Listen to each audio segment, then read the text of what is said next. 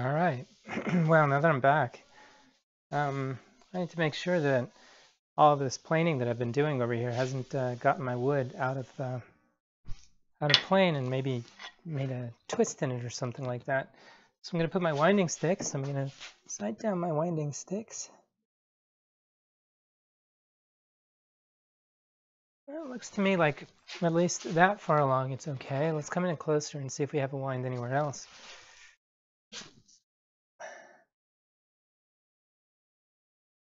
No, still good.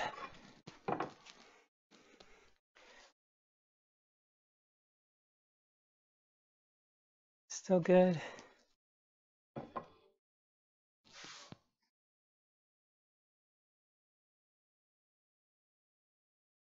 All right, I'm pretty happy with this. Looks to me like I'm not out of wind right now. So, the next thing I got to do, now that I've got this somewhat smooth, I can still feel kind of a few undulations in the wood, but there aren't too many. It's looking pretty good. I guess maybe like a few high spots here and there.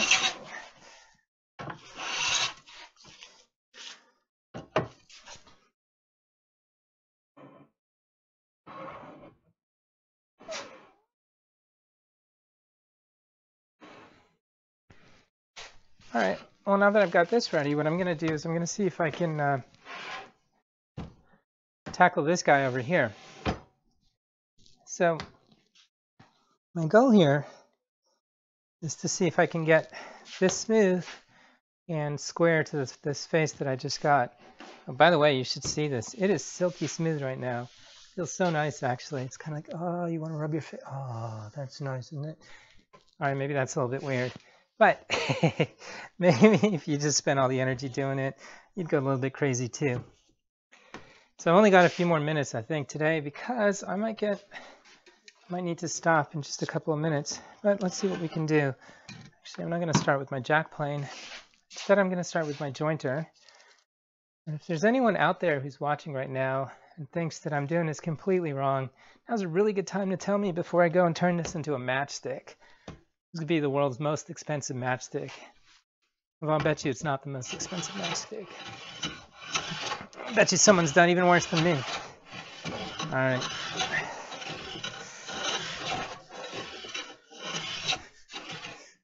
So what you're seeing here is that it's only hitting here and here, which means that there's two high spots over here. Now I know that this edge is way, way out of square with respect to this face over here. So what I'm going to do is I'm going to smooth it down just a tiny little bit. Just maybe before I even do that, I need to figure out which side I want to focus on a little bit more.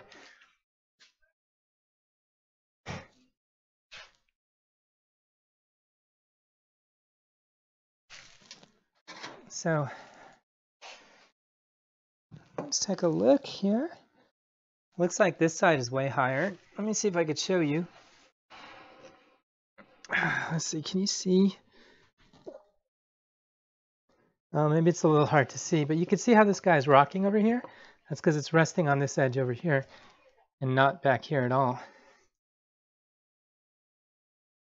So let's see whether it's doing this all along that length. Still rocking the same way. Still rocking the same way. Still rocking the same way. So it looks to me like I've got basically along this entire edge over here, it's riding a little bit high. And what I'm going to do is I'm going to take that down a little bit. So I'm going to focus just along the outside right now.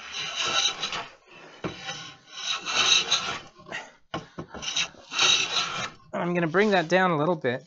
And then once I've done that, I'm going to try to smooth the whole thing out.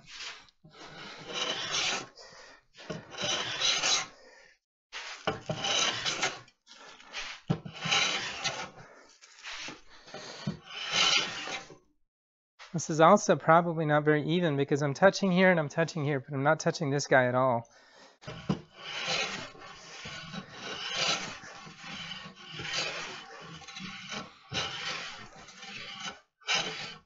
Starting over here, I've got a high spot.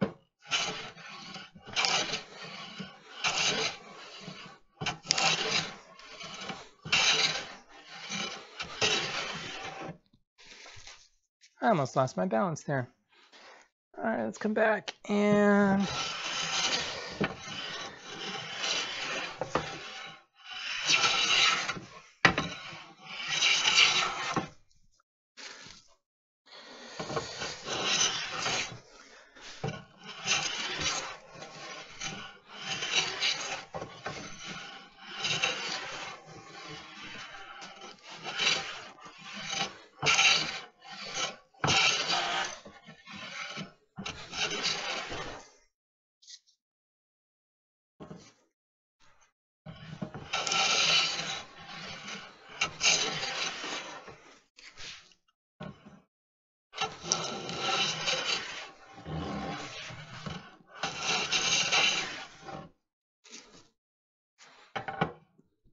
so this low spot over here, I want to see if this one's square at all or if it's also rocking the same way.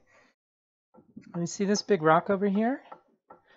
So because of this rock, it means that I need to keep coming down until I get some of this edge off, and I haven't even started touching this yet. So that tells me that I've got a ways to go. What I might do is I might switch to my shorter plane.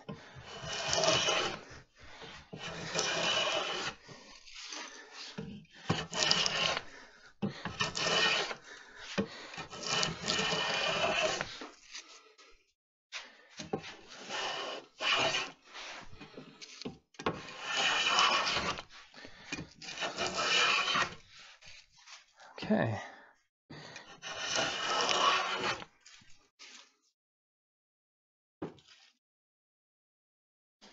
There we go. And now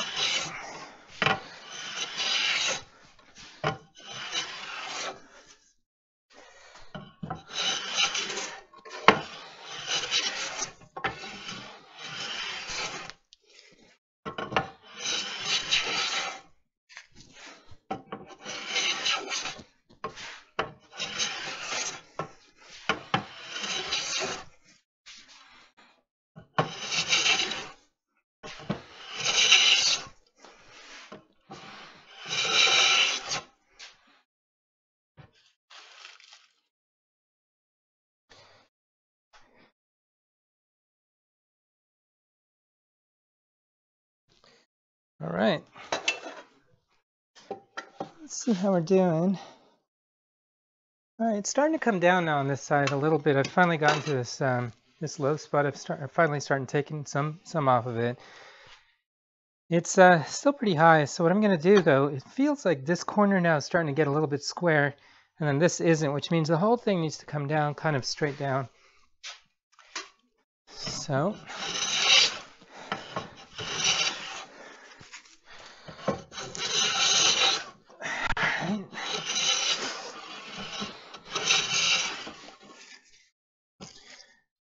and my goal is to get this nice and square, and then what I'm going to do is I'm going to rip the entire thing to length, or to width rather.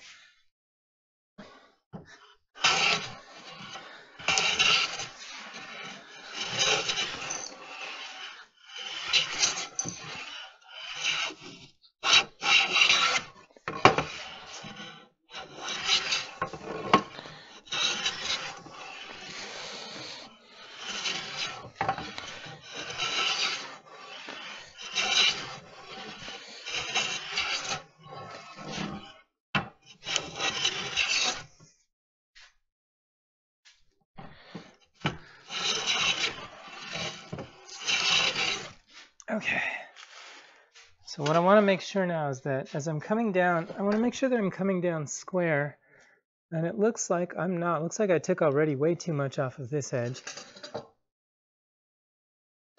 And here, and here. So I'm going to start working on this side now because I've focused too much on the other side.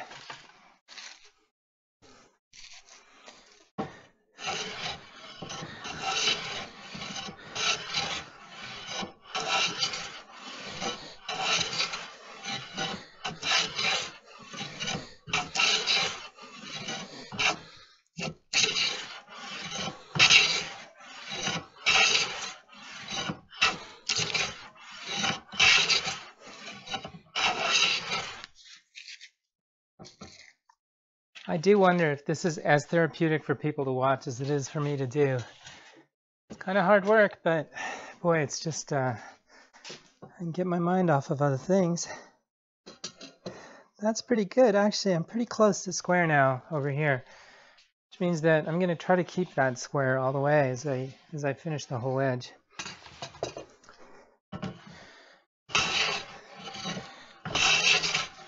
I still haven't touched the spot over here.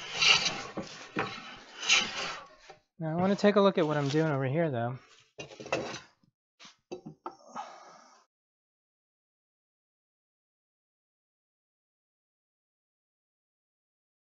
Alright, this side too now needs to start coming down in the middle and a little bit to the side. So I'm not going to focus on this outer edge anymore.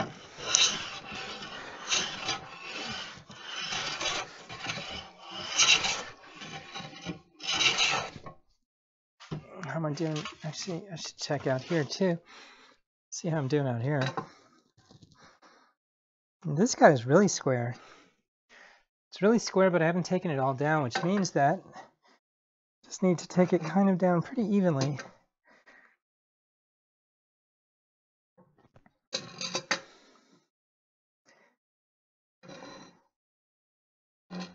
Alright, I'm going to start marking my high spots then. I need to focus. I'm going to do this evenly over here. Still evenly. Here I've got a little bit of a bulge. Actually, I'm going to focus on the outside. Looks like I was a little bit overzealous as I was trying to get it square. I'm going to focus more on this outside over here. I'm going to focus a lot more on this outside over here. Here. Here. Yep. Now here just a little bit less, but still need to take a little bit off the outside. So I'm going to focus all on that outside. More here.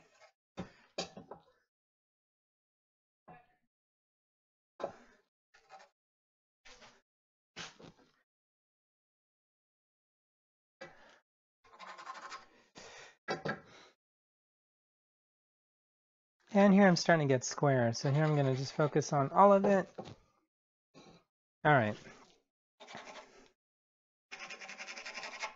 So it looks to me like while I was trying to flatten this outside edge over here, I was maybe a little bit too overzealous. I took out a little bit more than I needed to. Let's see if I can get this microphone up here. So because I took a little bit more than I needed to, now I've got a high point on this edge over here. The good thing is that this high point over here is all rough, so I'm going to be happy to take it down. So let's start working on that.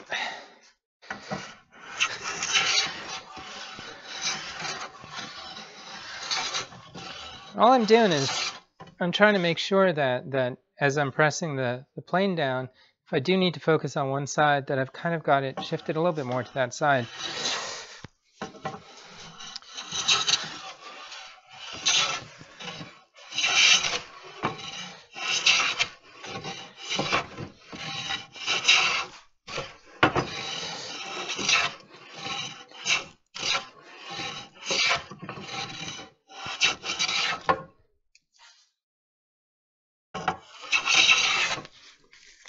That was a nice shaving.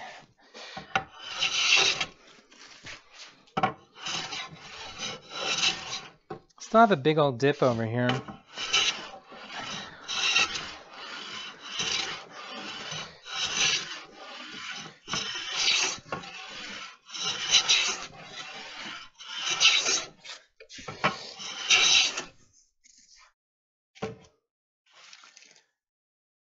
See, I can definitely feel that this is riding a little too high on that side now. Oh, actually, no. Look at that.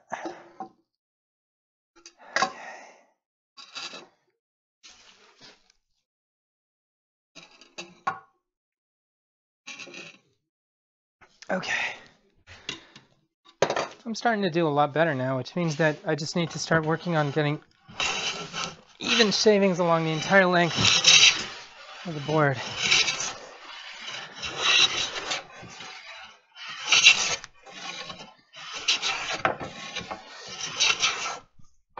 Oh boy. So this whole thing is being held down by just one bench dog right over here.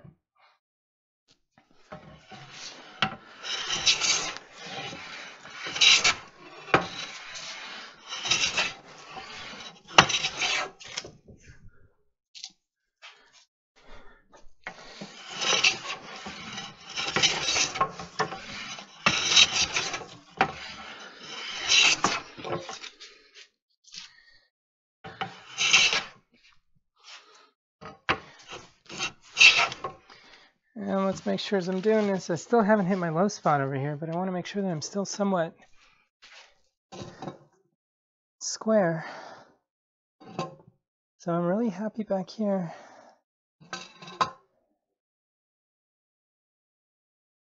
Okay, let's see, I'm gonna get my pencil. Just need to take a couple of shavings off, maybe just one over there.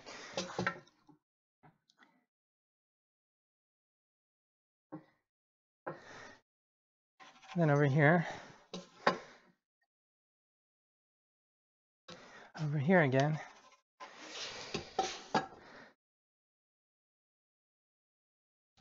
Over here.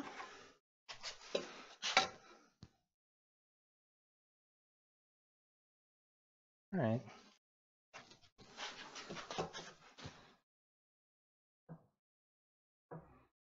Okay. All right.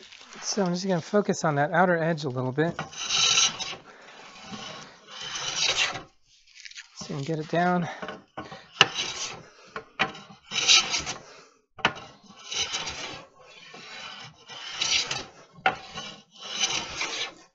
I still have a rough spot right here, which I haven't touched yet. That means that even though this guy's a little bit out of square, it just means that this whole thing is still higher on either end of it.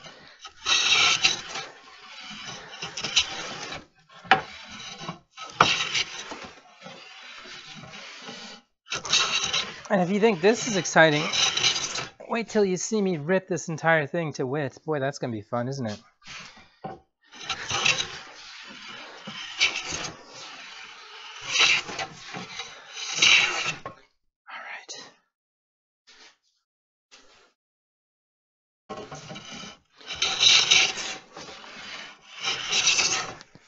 And the reason I'm particularly bothered about this is because I want to measure against this face.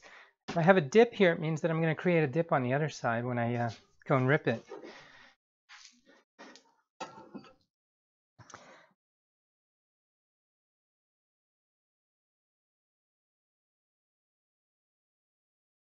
All right. There you go.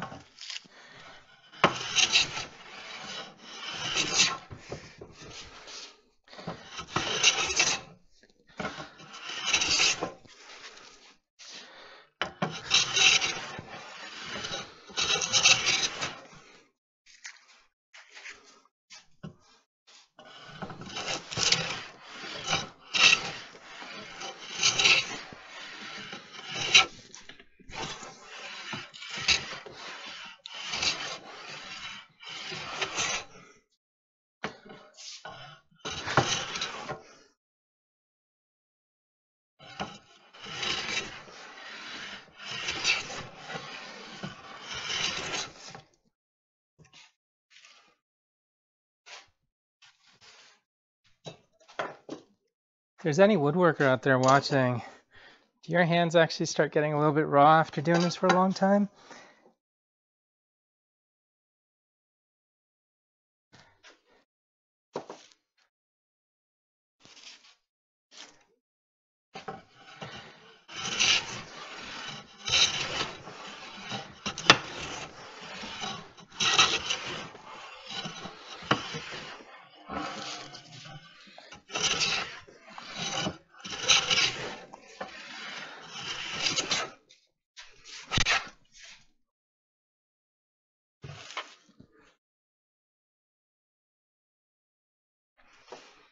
All right, let's take a look at how we're doing over here. Okay, looks to me like I'm not very far off of actually getting some shavings off of the entire surface. Let's switch to my jack plane for a minute.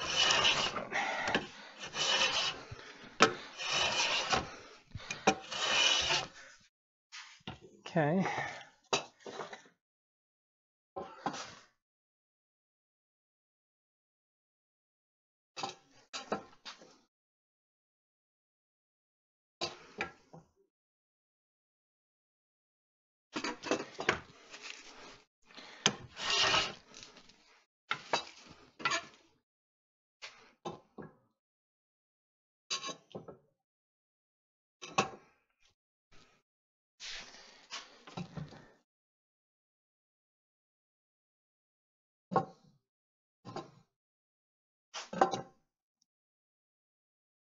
You know, this is pretty exciting because I feel like I'm almost there. The only thing I gotta see now is whether or not I've got a big old dip right here or not. And the short answer is that I actually have only a small dip. So I need to take some stuff off over here. Maybe what I'll do is I'll actually just work over here with my jack plane and take it off as evenly as I can.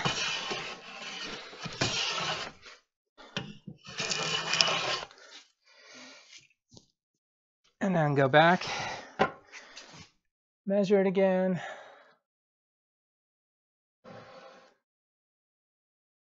And there's my high spot. Let's see.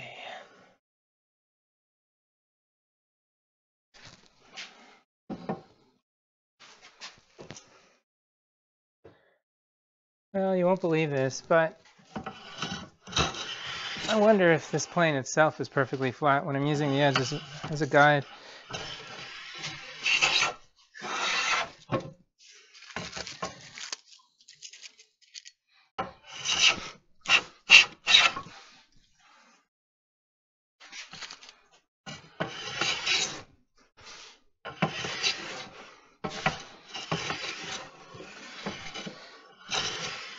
Okay, I think that is good enough for me, because now what I can do, now that I think this is pretty square and pretty straight, I feel the same about here, what I can do is I can actually go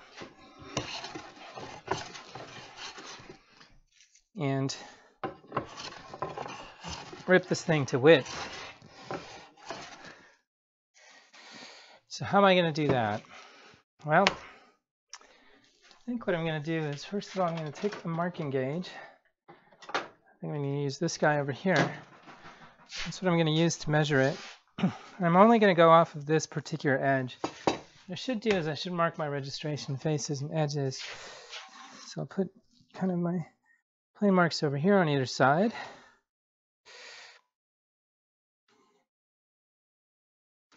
And before I start doing any ripping, I need to make sure I've got my dimensions right. I think I really want this to be 4 inches thick, but I want to be sure. Now, this is a European plan that I'm going off of, which means it's not going to be exactly 4 inches thick.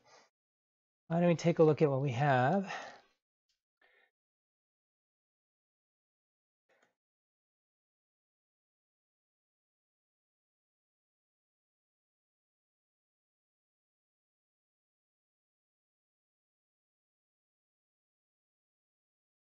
Somewhere here, there's a section that tells you all about the dimensions of this guy.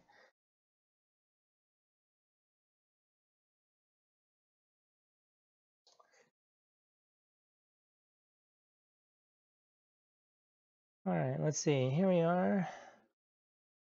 Here are the legs,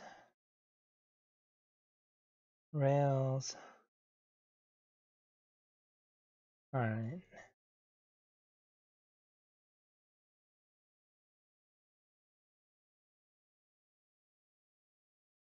It says 104 millimeters. So what does 104 millimeters come out to?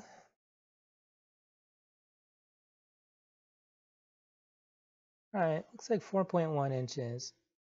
So what I'm going to do is I'm going to give myself, I'm looking for 4.1. I'm going to give myself about maybe a little bit more than that, because what I want is, I'm going to give myself 4.25. So I'm going to go a little bit over. That's going to allow me to then go and plane the pieces of wood as after I laminate them together. So where am I? All right, here we go. All right, so now we need to find the marking gauge. I'm going to take a few marks over here, and I'm going to go for 4 1/4 inches, just about. So let's see. I can use my Japanese marking gauge over here. Or I guess the other thing I could do is I could just use this guy over here.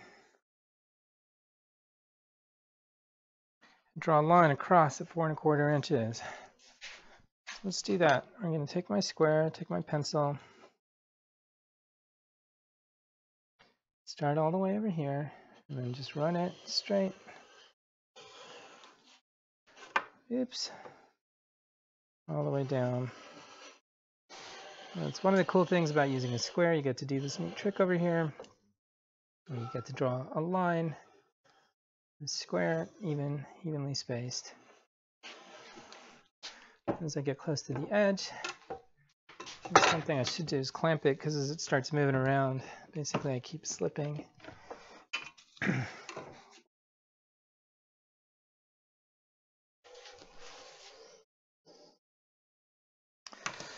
All right, so that's one side. I'm going to flip it over end for end because I want to use the same reference edge.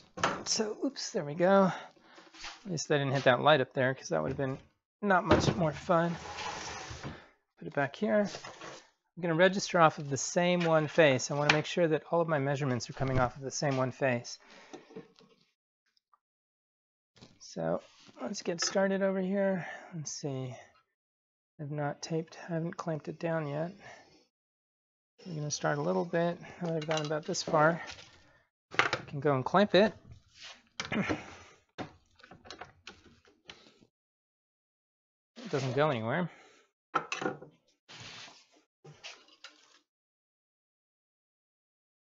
I'm going to continue all the way along the length of the wood. All right. I'm going to bring it out on this side, bring it out over here on this side.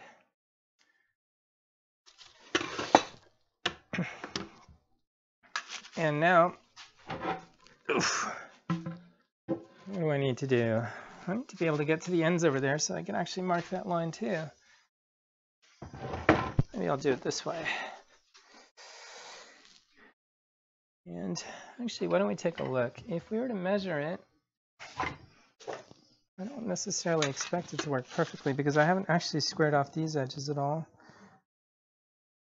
It should work okay. I guess the problem here is that there's not that much for the square to rest against, which means it can rock. Okay, so I've got this side taken care of. I'm going to also mark the other side.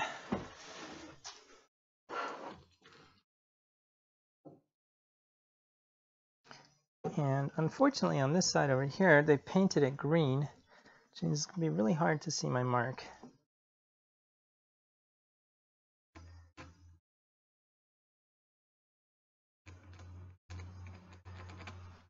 Okay.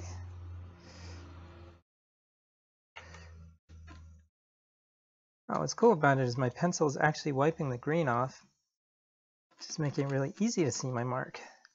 Should have thought about that. This green paint doesn't seem to be very thick. All right. So my aim is to get about 4.1 inches. Instead, I've got just a little bit more, 4.25. So I'm about 1/8 of an inch over, which is going to give me some extra, kind of some spare.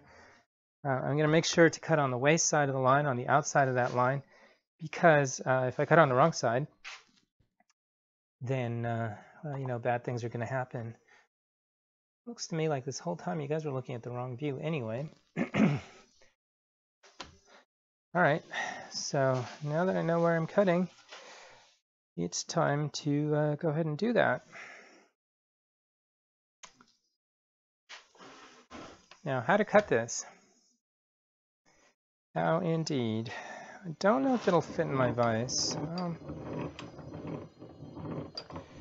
Let's see, maybe it'll fit in my vise, but I won't fit, so I may have to do something clever. Okay, so I'm going to put it rough side down, so that way if I mess it up, I'm not going to be too sad. Huh, there's no way I can reach up there. Yeah, let's take a look. If we come this way, is the vise going to open wide enough? I don't think so. Well, that's as wide as my vise is going to go. It looks like my vise is not going to help me out right now. So what I need to do is I need to lay this guy flat to get the cut started. So how are we going to do that? Let's take a look. Okay. I guess what we're going to do is we're going to come over here and maybe get it started on this table over here. So why don't I go and take a look? If anyone's got a good idea, better than what I'm about to do, please, by all means, let me know. Let's see, I gotta move this guy over a little bit. Come on. Oh boy. These cables are not long enough. I need to work on extension cables. Okay. Well, if I put that here, you're gonna see my back the whole time. Can't have that. So I'm gonna bring this guy all the way around. Okay. Can't have you guys missing out on any of the fun, right? So you're coming around. These cables are all wound up around the stool. Just give me one moment. Okay. This guy's going to go over here. This guy's going to come over here, all the way across here. This power cord's all nice and tangled.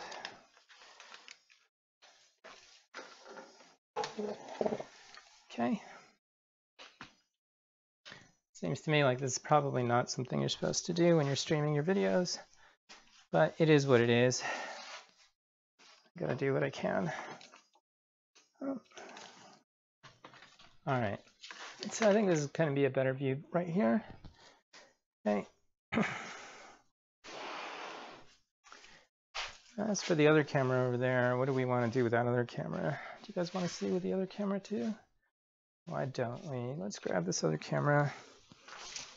I'm going to take him.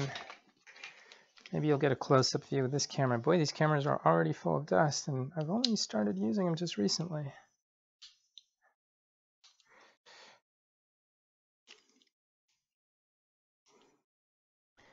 All right, if someone out there is the Rip King and knows how to rip long pieces of wood, I would love to hear it. But what I'm going to do right now is I'm going to stop this video real quick. I'm going to start it again because we come to an important part. Now, in a previous video, or earlier in this video rather, what I should say is I was ripping this piece of wood to length. Rather, I ripped the ash to length. You see these two pieces of ash, actually, they came together and then I ripped them down to length. I tried using my distance saw, but it wasn't really working for me. Actually, this is my crosscut saw. I was trying to use these two rip saws over here. I found that even though they were moving pretty smoothly inside the wood, I wasn't going anywhere, so they weren't really cutting anything for me. And instead, what I did is I ended up finishing it with my Japanese saw because it just was cutting like butter. And so the only test that I haven't done yet is, well, actually there's a couple. One of them is, I wanted to see whether I like the ash or the hard maple yet. Turns out when it comes to surfacing the wood, the hard maple is just fine. When it comes to scoring the edges, it's just fine too. And I really like the smooth, silky finish that I end up with the hard maple. When it came down to cross-cutting, actually the distance saw won the cross-cutting contest. So I cross-cut both pieces of wood, both ash and hard maple. And I tried it with a Japanese saw, and I tried it with a distance saw too. And I have to say, this guy over here, went straight through, very, very little wobble. It didn't want to bind at all. I think the fact that it's got a slightly thicker blade than this guy actually was very helpful in that case. Now, when it came to ripping, on the other hand, the only thing that saw did was, I could show you over here, is it made a nice big mess right over here. You can see that? So it was kind of going all crooked and everything, and it was making a whole lot of noise, and it was gliding really smoothly, but it wasn't cutting at all. It could be that my blades need a lot of sharpening, and I don't know how to sharpen a saw blade, because I did try sharpening. I'm pretty sure I tried sharpening this guy before, but maybe I didn't do it quite right. That being said, I finished it off with this Japanese saw. I have to say that ripping a long piece of wood with this saw was a pleasure. But, you know, when I say long, I'm talking about something that's only about this long. Maybe it's not all that long. Now the real test is to rip something this long. And boy, that's going to be exciting. You guys are going to be watching this for a little while. Hopefully, well, I can't say if it's going to be more or less than the time it took me to plane that piece of wood, but we'll take a look. So in any case, I guess for our letter rip series part 2, we're going to be using this Japanese saw over here to rip some hard maple. And this is the first piece that I'm ripping, which is for the bench top instead of one of the legs. So this is actually the longest piece that I'd ever need to rip. And I need about 12 of these total, because the tabletop is, or the bench top is going to be 12 inches and 12 inches. And since these are roughly 2 inches each, it's going to be about 6 of them on either side. So let's see what we can do in terms of ripping this. Now let's see if you could get a good view with this guy over here. Let me take a look. Can't miss any of the action, right? It's not the point. Okay, I'm going to take this camera and I'm going to angle it down a little bit. Right over here. Okay.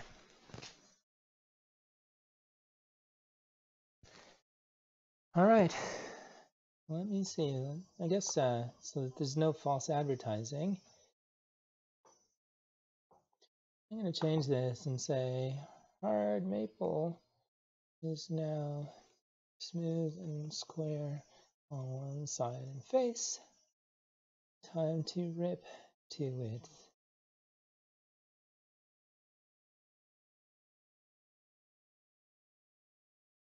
Okay. I wonder if that's updating or not. Ripping my wood to width. Stream options. Okay.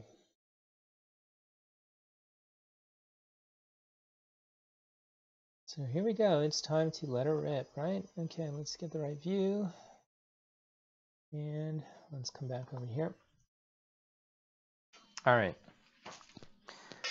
Now I'm going to give myself a little room, so I'm going to move this guy back a little bit. I don't think a big piece like this is going to be vibrating a whole bunch, but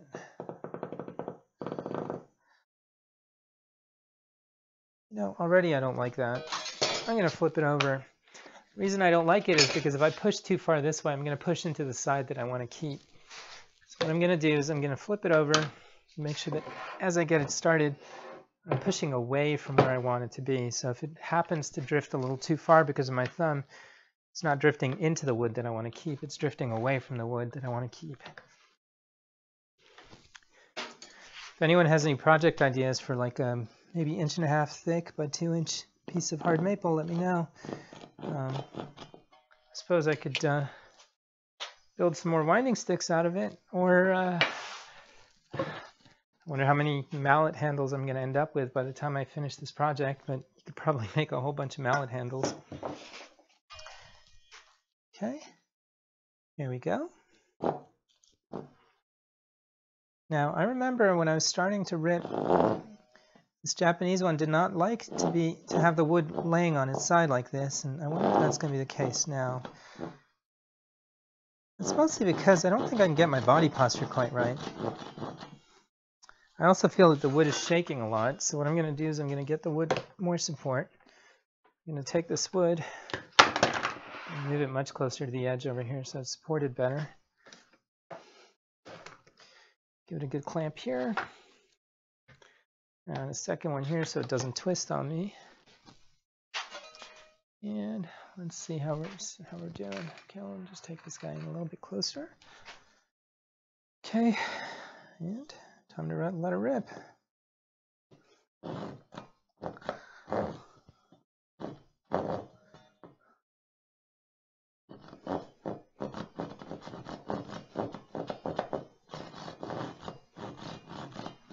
Very little pressure, because the more pressure I put, the more I seem to be getting caught up in there. So I'm just going to go really, really gently. And then I'm going to try to drop my hand a little bit, so I'm coming in at a very, very shallow angle. But, you know, what happens is, it really feels that that saw blade is just grabbing onto the end grain and just getting caught up in there. Once I get up to speed with this saw, though, it's not going to be much of an issue.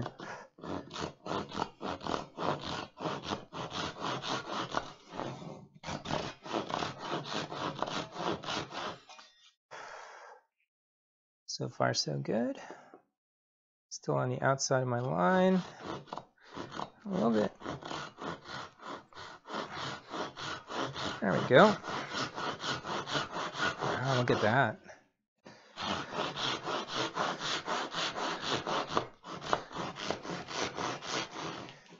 All right, does anyone want to take bets on how long this is going to take to do this entire length?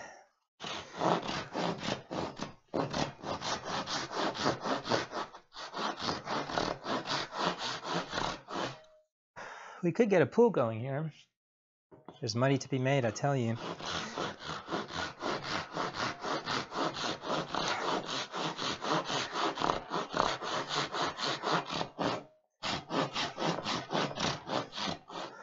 Okay. One thing I didn't like about cutting the wood while it was laying down was that it was actually much more tiring than once I stood it up.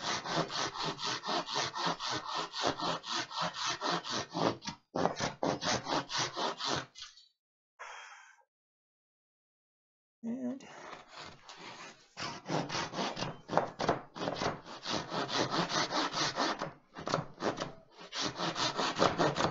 before I go any further, I want to make sure that I'm coming out on the right side of the correct side of my line over here on the back. And it looks like I'm coming about maybe a 64th or 32nd of an inch on the outside of the line, which is good. I'd rather be outside this line than inside. So far I'm pretty happy.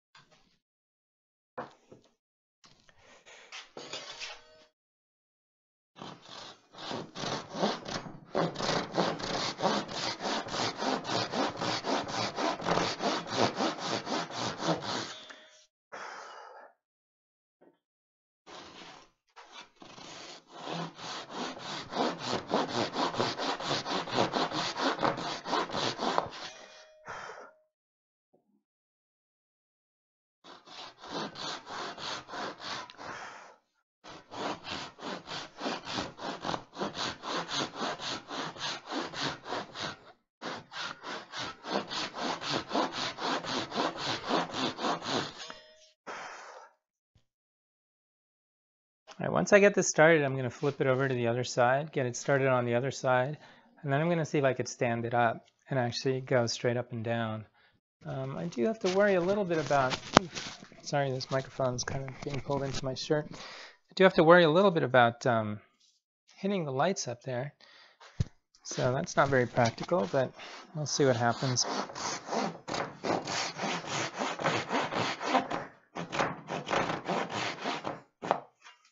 Okay. Let's unclamp this guy.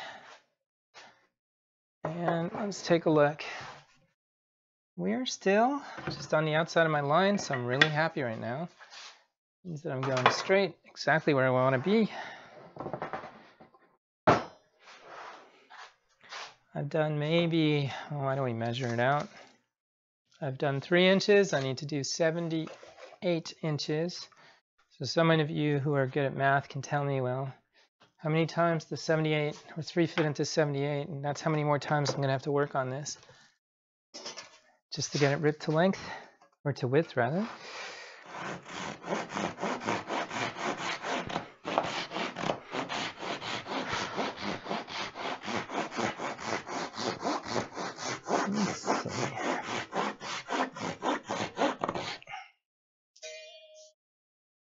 See, 3 inches fits 4 times into a foot. That's 6.5 feet. So 6.5 times 4, that's 26. It'll take me about 5 minutes. So 26 times 5 minutes means, ooh, I'm going to be here for 2 hours? That's not possible. 130 minutes. Wow. That's a long time. It's 2 hours and 10 minutes. There's no way I'm going to take that long to get this thing ripped.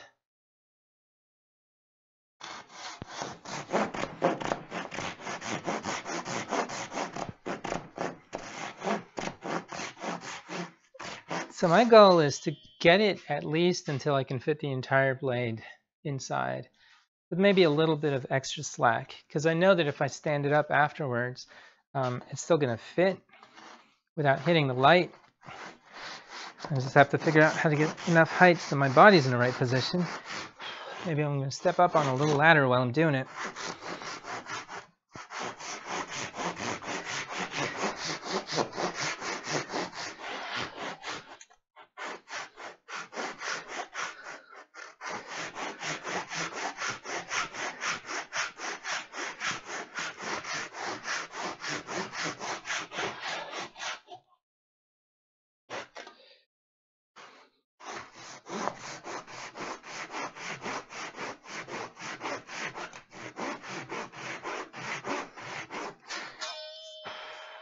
All right. I'm going to flip it over and work on the other side.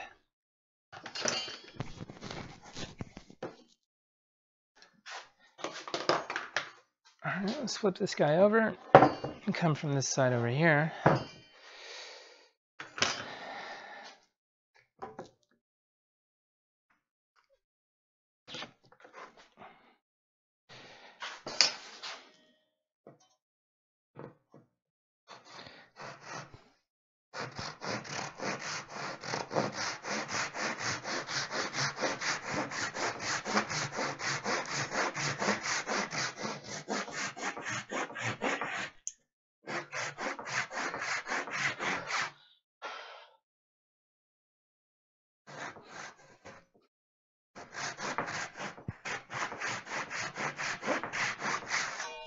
Last time the blade started to bind, what I did was I gave it a little spray of this stuff.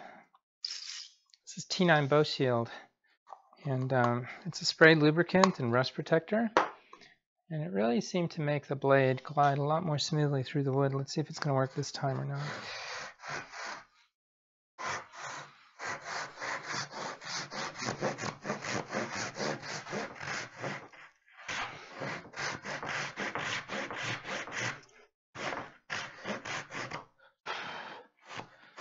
All right. Okay, I'm happy on this side. What I'm going to do is I'm going to flip it over. I'm going to start working on the other side. And then once I've done both of these, what I'll do is I'll stand up this wood just like this. And I'm going to come down while it's standing up. So let's flip it over, set it down over here.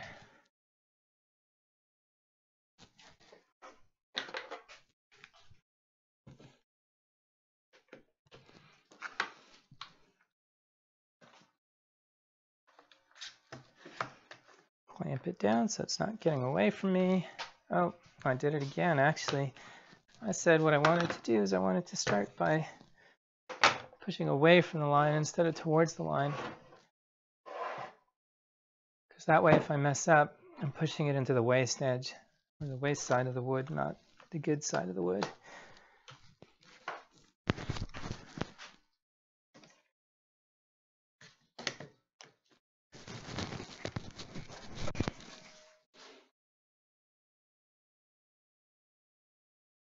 Looks like that lubricant makes it a little bit attractive to sawdust too, though. Let's wipe it off.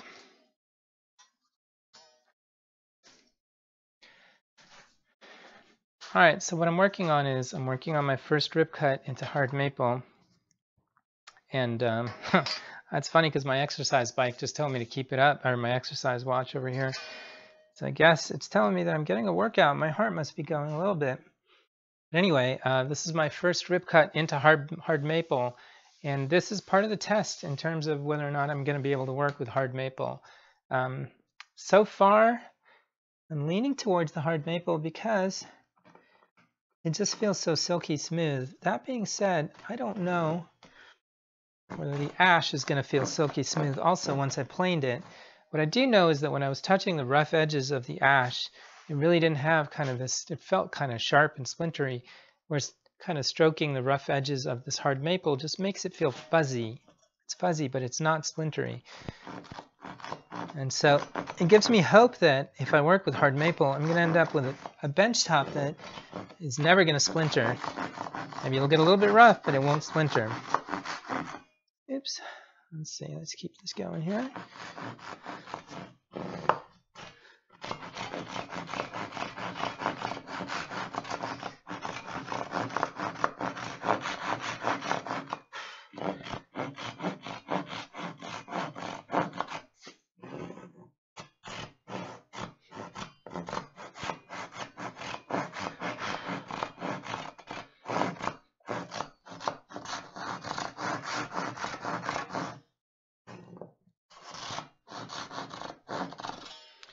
If there's anyone who's really good at using hand saws and can tell me why, when I was using these hand saws and trying to rip, it felt to me like, you know, the saw was definitely gliding really, really nicely, but I wasn't making any progress.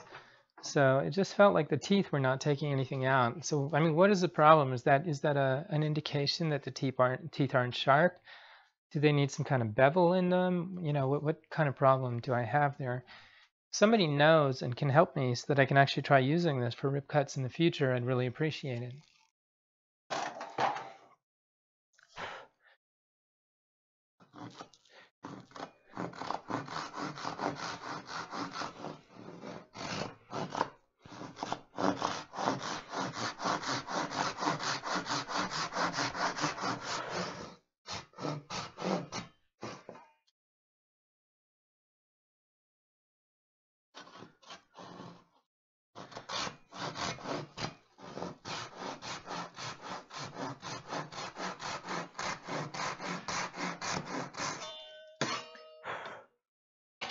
I just want to come through to the other side and see if I'm coming in straight or not.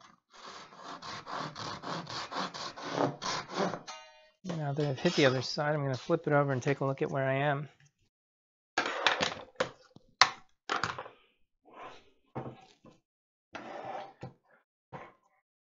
Looks like I'm just barely coming on the waist side of the line again. So I guess my ripping skills so far seem to be okay. Knock on wood.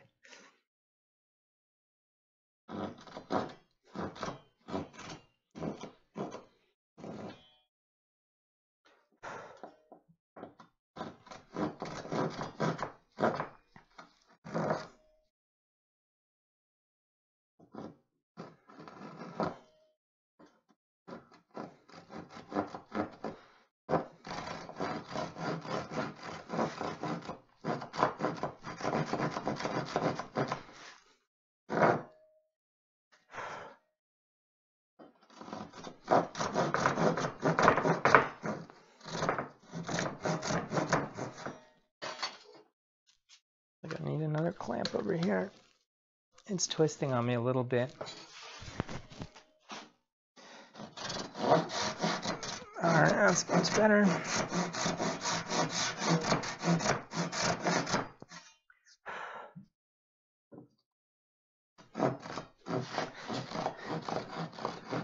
So I want to make sure that I'm staying on the waist edge of the line over here. Get this started.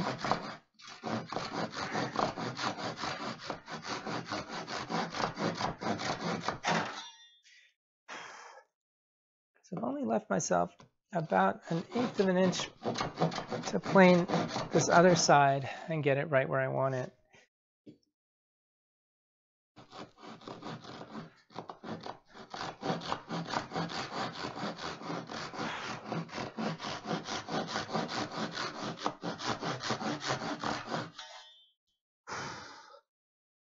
Okay, that looks pretty good.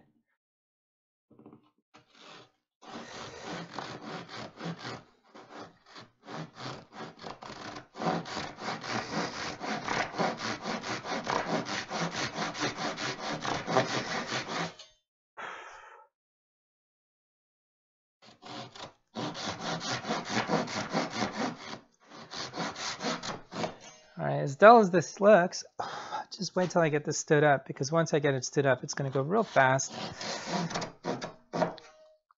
And then what I think I'm going to do next, once I've got this guy ripped to width, I'm going to switch back to planing, but instead of planing hard maple, I'm going to plane ash. So if you want to stick around and watch me plane some ash and see how that works compared to planing the hard maple, that's going to be just a couple of minutes away. Well, maybe more than a couple of minutes away. I guess I'm being a little bit of an optimist, but you know.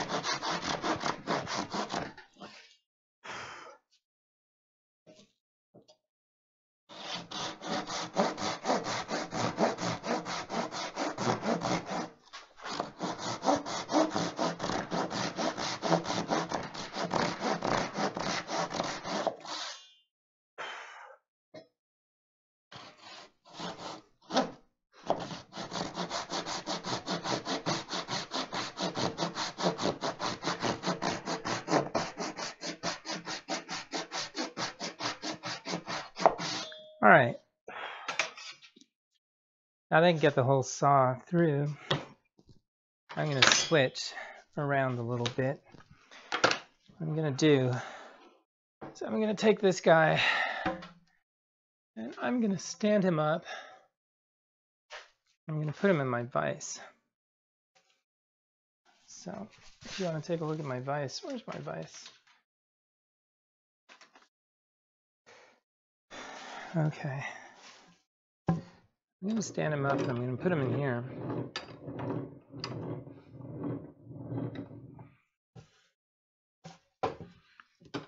Then I'm going to see if I can rip this guy while he's standing up. Question is, how do I reach up there? Let's figure that out. I'm going to unplug my microphone for a minute because I got to go get myself a reachy thing.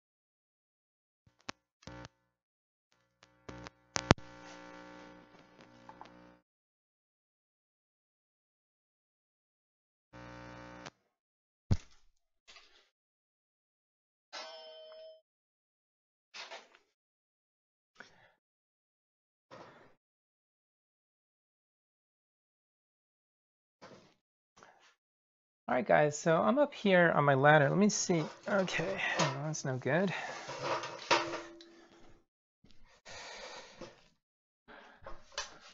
It's also no good. I need to get my body in just the right position.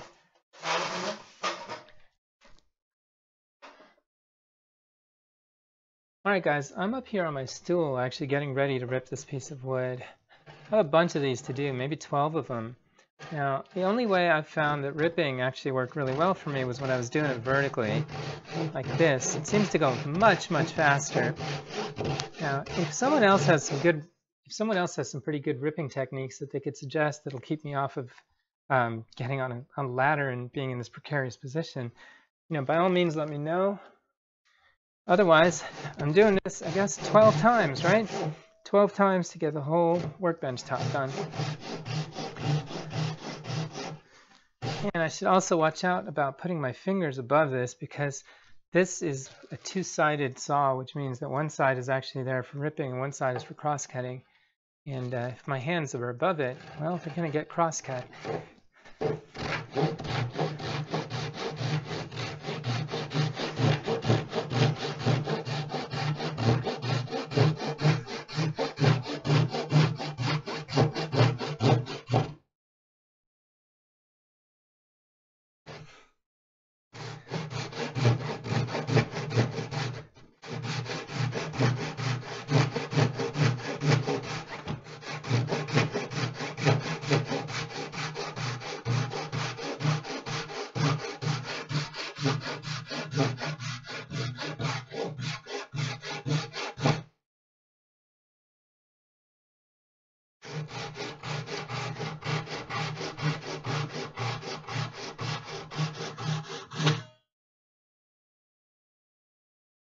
Alright, I'm drifting a little bit away from the line on the other side, so I'm just going to flip this around.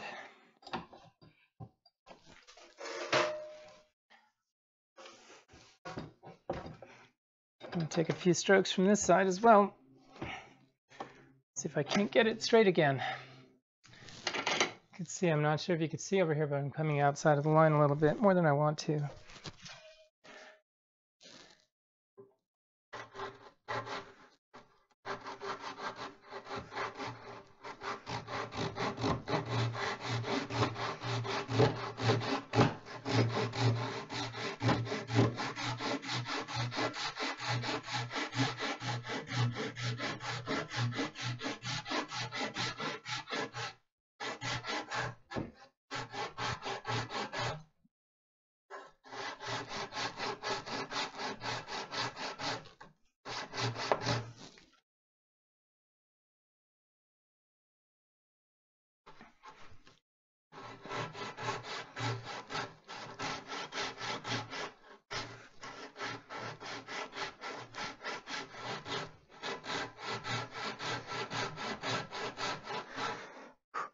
Boy, this is tiring.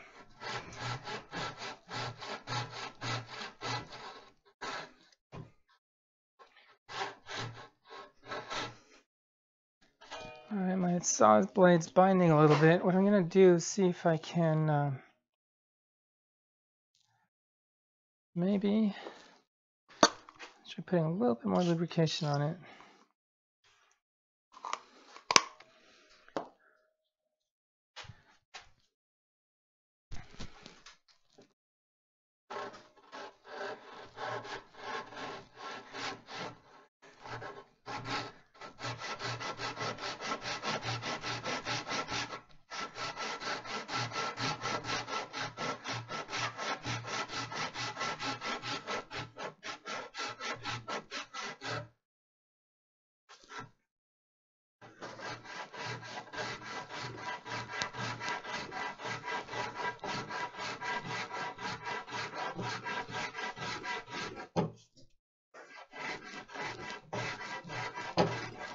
I feel like a samurai with a sword this way.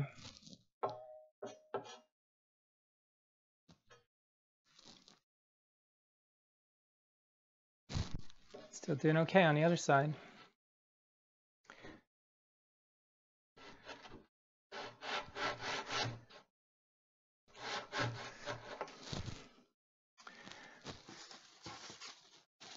maybe, you know what I'm going to do? I'm going to see if I could drive a little wedge in there just to keep it open. Let's see if that helps. Let's say I were to wedge this guy just a little bit. Just like that. Is that going to help? Okay.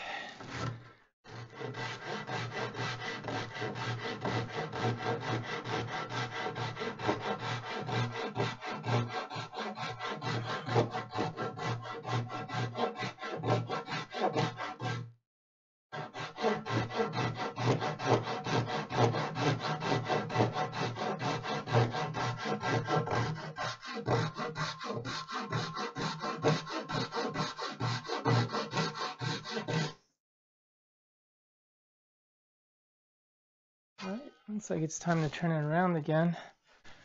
So now I'm getting a little too close for comfort on the other side into my line as opposed to out of my line.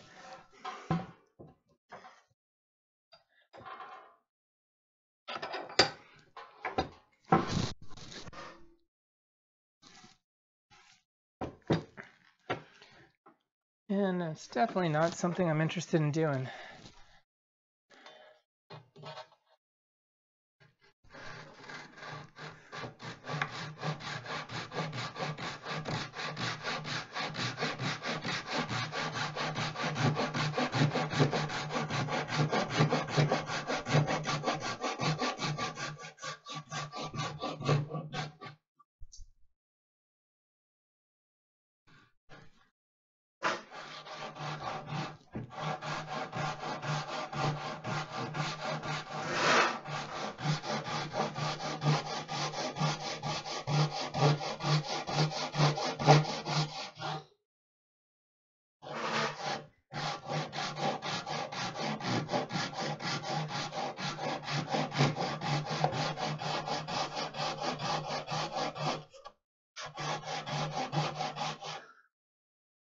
Boy, that's going to take a little while, isn't it?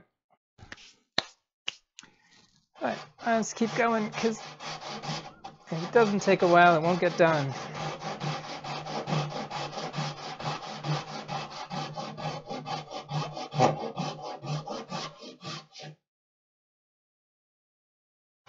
I'm doing okay on that side. I'm coming a little bit outside of the line. Let me see if I can straighten that out.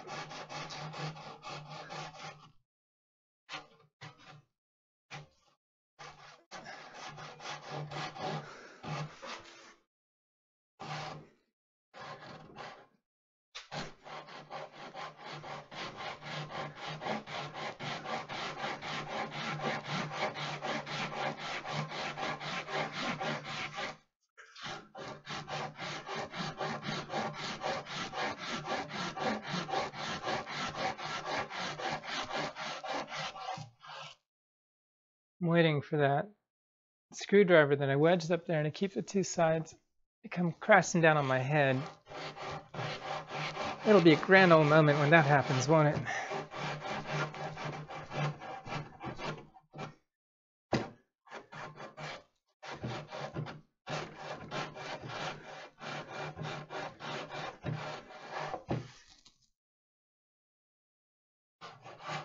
Alright, I'm going to flip sides again because I'm starting to drift more than I like on the back. Okay, I'll just turn it around here.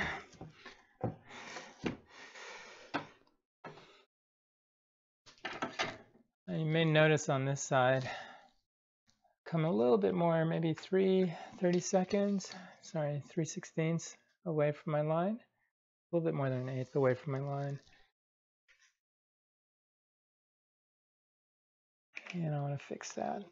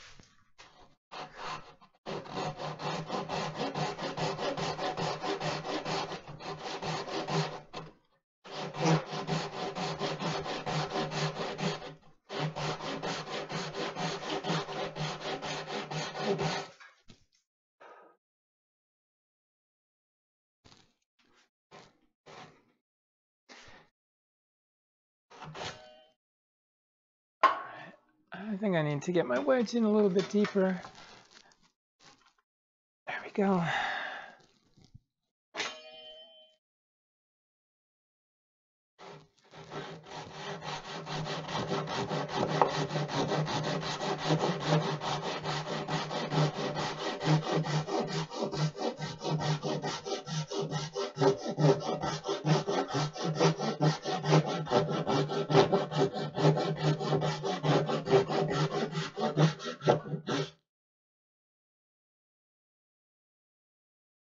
Oh, time to turn it around.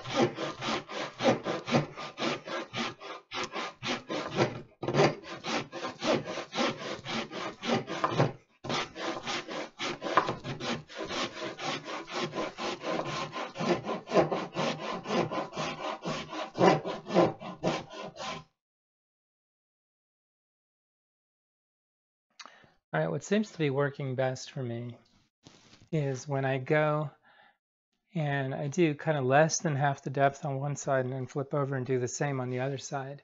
So I think I'm gonna keep doing that. But that way what I can do is I can make sure that I'm on the side of the line that I like on both ends. On the back side, for whatever reason, it seems to be drifting away from the line. On the front side, it seems to be drifting towards the line. Now, what's happening on the back just means I'm going to have more to plane at the end of the day. But what's happening on the front might mean that if I'm too aggressive and I don't stop, I could actually end up losing some useful wood that I want. So I definitely don't want that. So what I'm going to do is I'm going to make sure that I'm going to first focus on cutting on the front side always, and then finishing it off on the back side, and then flipping it back over to the front side. Good news is this is going much faster than I was expecting, which means that I'm hoping that in about 15 minutes this cut's going to be done. Let's take a look. Okay, 15 minutes means my stream is going to be about 1.5 hours long by that point. Let's see how we do.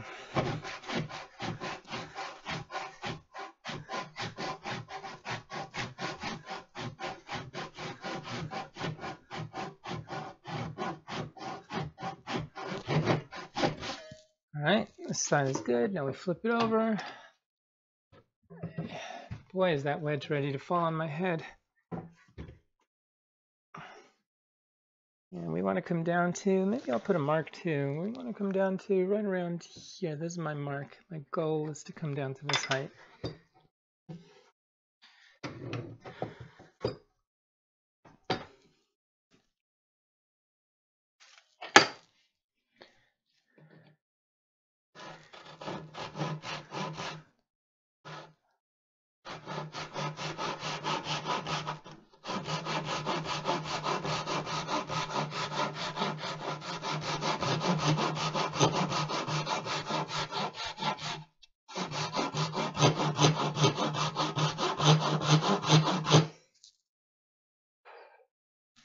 good.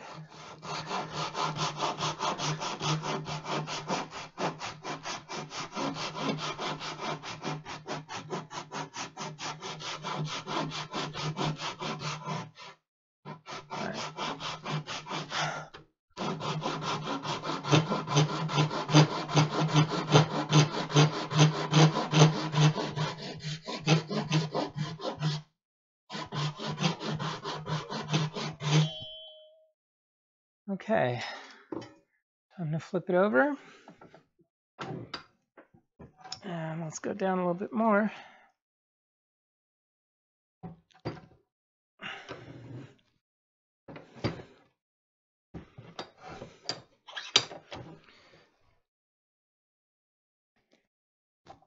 Let's see how far we can go this time.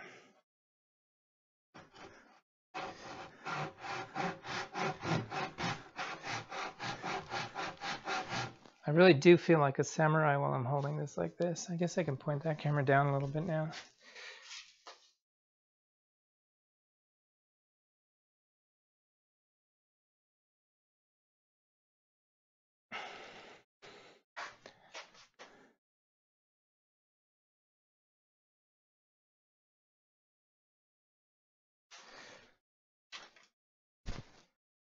Let's get that wedge in a little bit.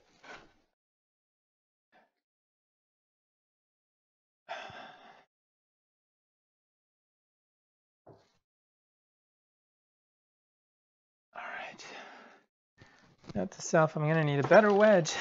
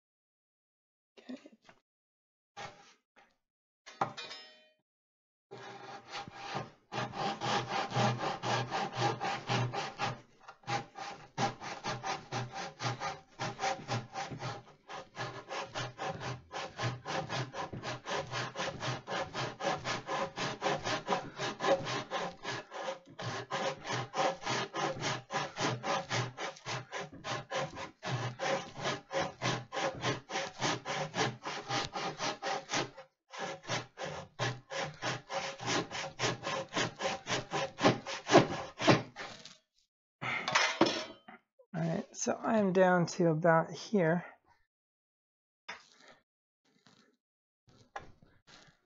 Let's come around the other side.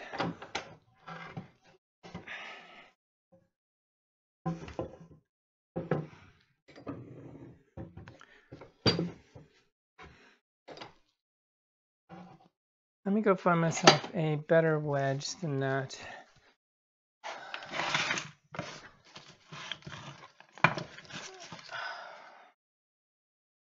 Let's see.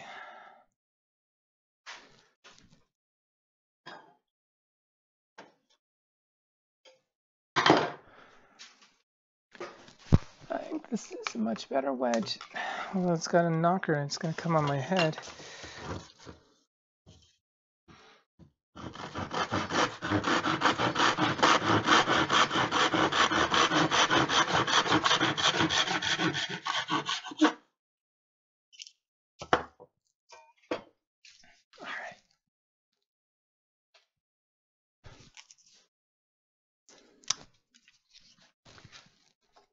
See how this works for a wedge.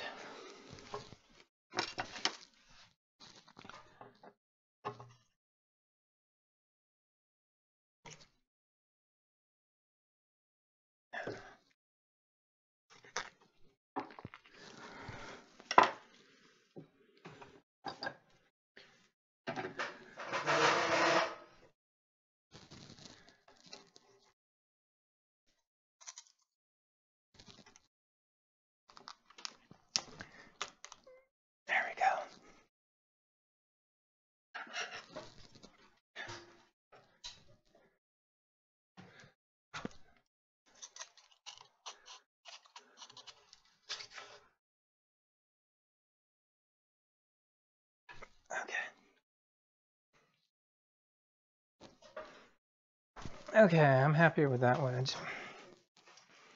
So my goal line is right around here.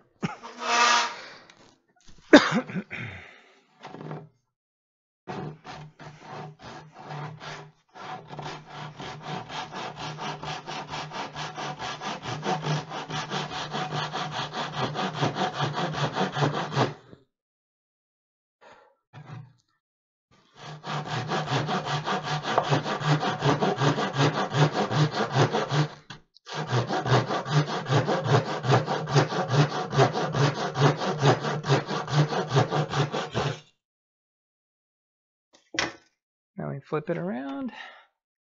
Don't have to worry about my janky wedge getting all over the place anymore.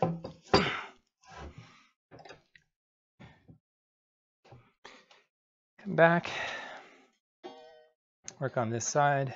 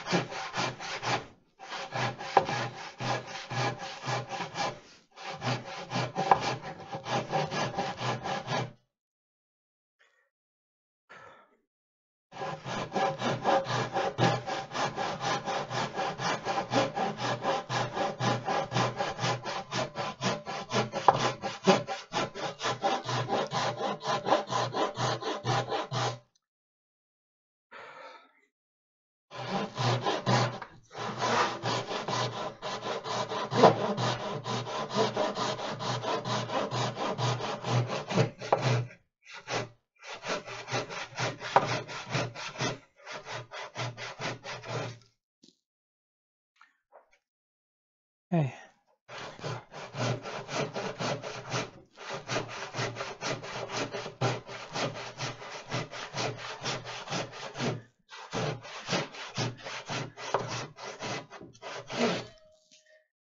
How are you? This is hard work. I know. He has his beautiful machines and he's choosing to do the hard work. That's true. And this is the crazy hard work over here, but you know, crazy is good sometimes. So, good news is I think I'm almost halfway done with this. And this is kind of smoothed on this side and everything.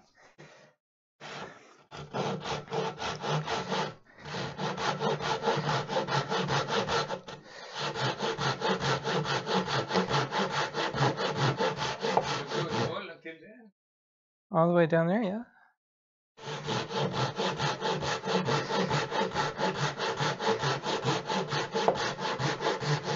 And then after I'm done with all of this, maybe I'll smooth it just a little bit, not very much. And then after I'm done smoothing it, I'm going to switch to the ash and try to smooth that. So you cut the big one as well? Well, I cut it in half, you could see, right? There's the two halves, right? That was easier because it wasn't this tall. This one being as tall as it is, I actually had to climb on a ladder just to get up there to get started. Now, down where? The wedge? Oh, the wedge is just there to make sure that my saw doesn't get stuck. But it's not getting stuck right now. To open your way better, easier.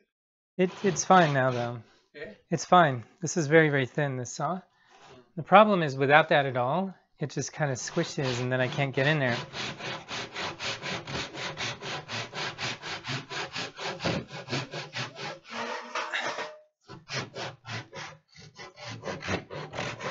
Oh, and I guess I should point this guy down a little bit. Because all the interesting stuff is starting to happen down there now. Yeah.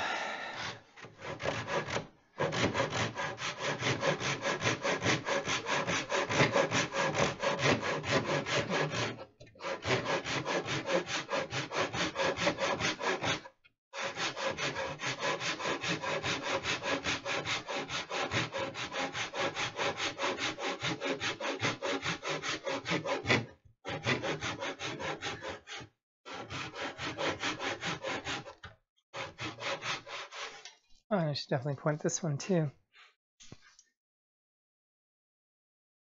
Let's point it down a little bit more. Okay. The good news is I think I'm more than halfway done with this one. What? I think I'm more than halfway done.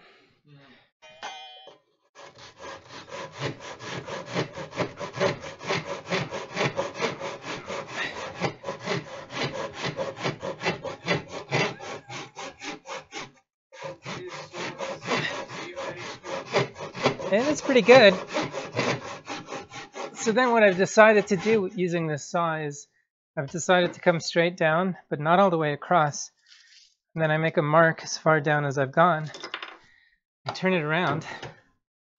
And then I come through on the other side. So now I need to go until my mark over here. Then once I'm done with that,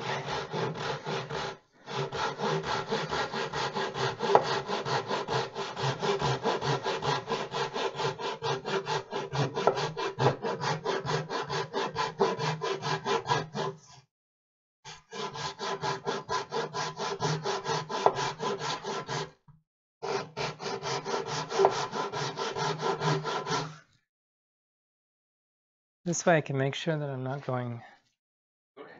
No, it's fine.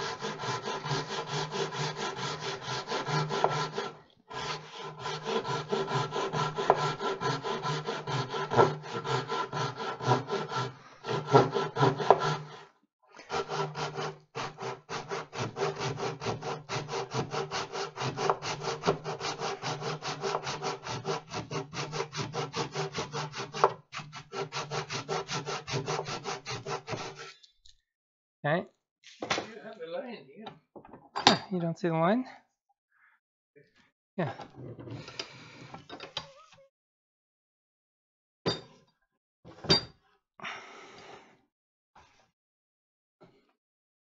don't mind being a little bit outside of the line on this side.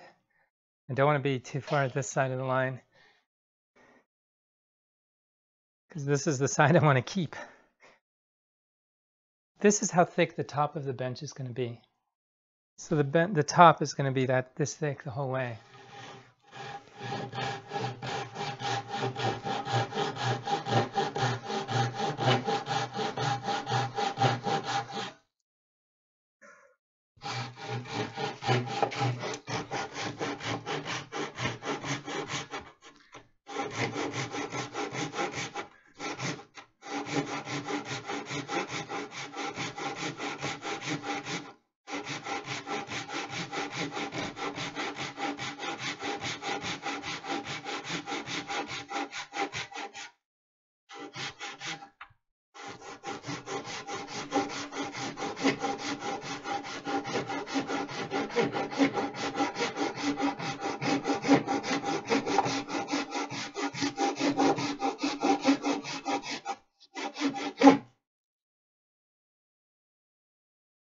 Okay, still good on that side.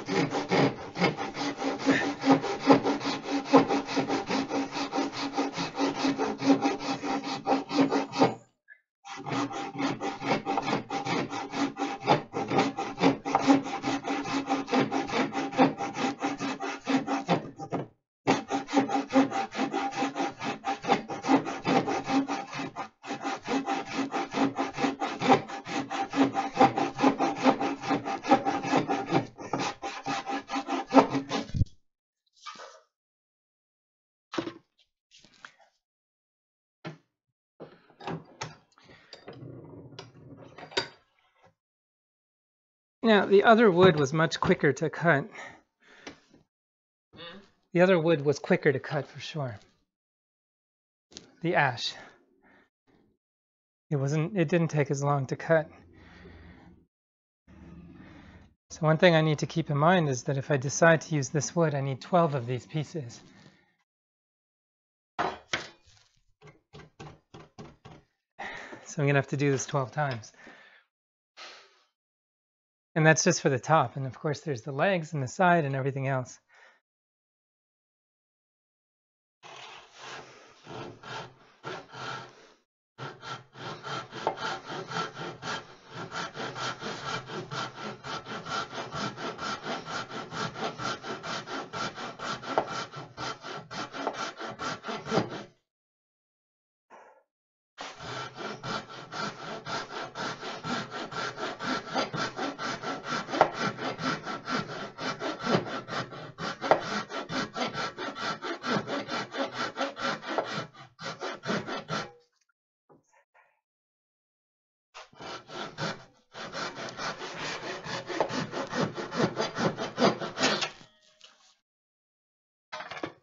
Okay, No.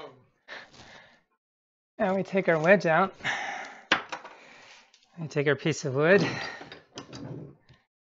and we take it and we flip it over, end over end. Actually, this isn't end over end, is it?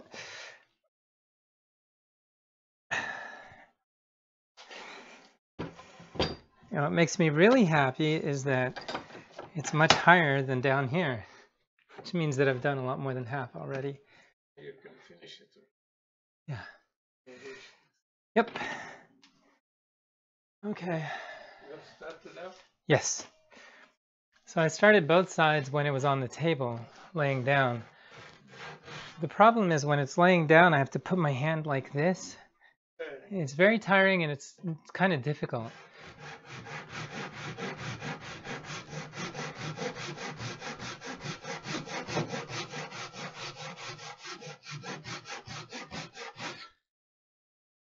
Let me take a look at what I'm doing up here.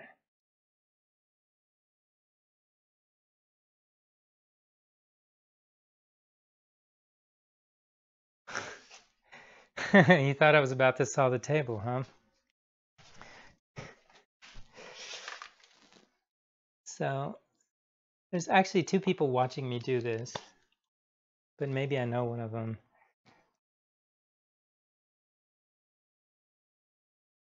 Anyway, the reason I looked like I was about to saw the table was because I was so excited to get to the halfway mark that I didn't stop. Let's see. And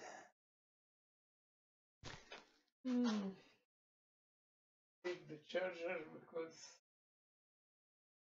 computer is reaching 12.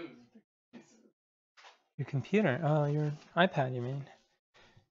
Yeah. Okay. Sounds good. Well, I'll be here for maybe 10 more minutes, I hope. I hope this will be only 10 minutes. What? Maybe more. Maybe more. I said I hope it'll be 10.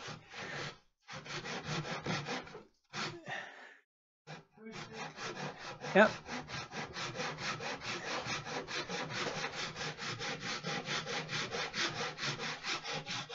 Anyway, thanks for watching there, Frothy. I wonder who else is watching there with you.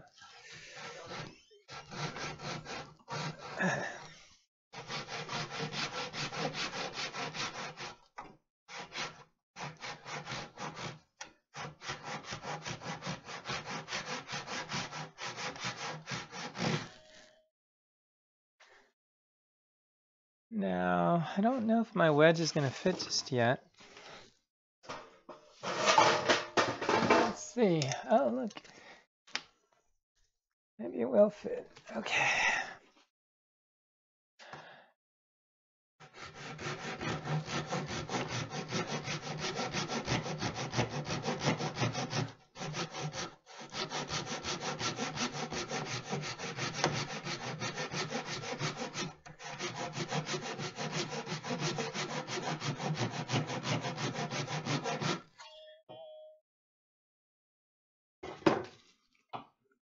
Let's come around to the other side.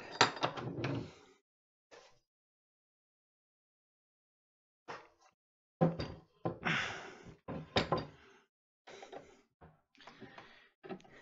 right, if there's one thing that the ash has going for it that the hard maple doesn't, the ash smells so much better when you're working it. This hard maple is not giving off much of a smell at all, but the ash had this interesting popcorn smell. Kind of making me hungry actually when I smelt it. I'm going to start with my screwdriver first. Let's just wedge that in just a little bit. See if I can separate it just enough to get my saw in there.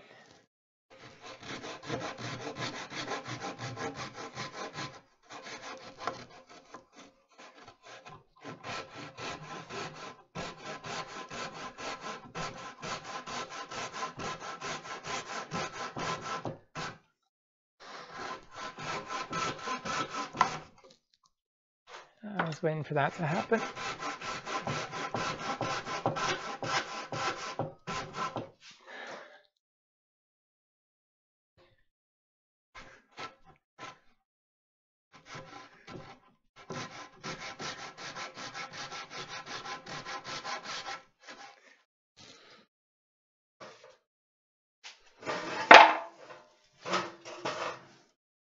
Did he know? I gotta check out the Super Juju Bean's latest video. I hear you put out a shout out for me. Shout out to you, Super Juju Bean.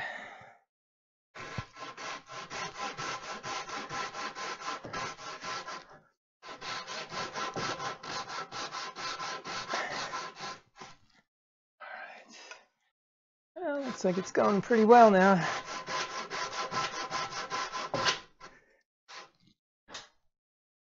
Gonna get that wedge in a little deeper. There we go.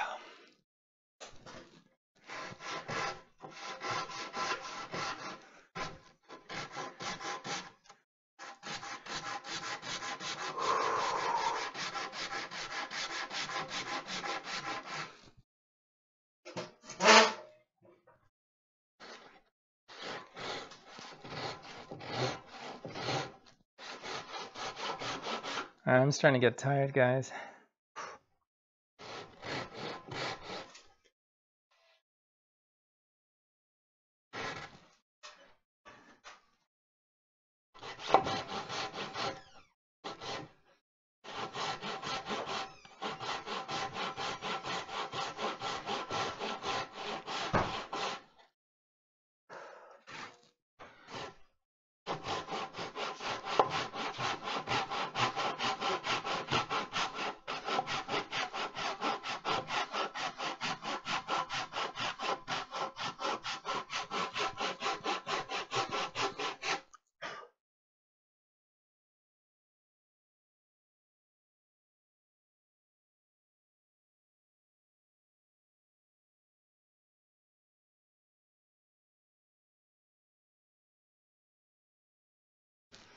You wounded yourself?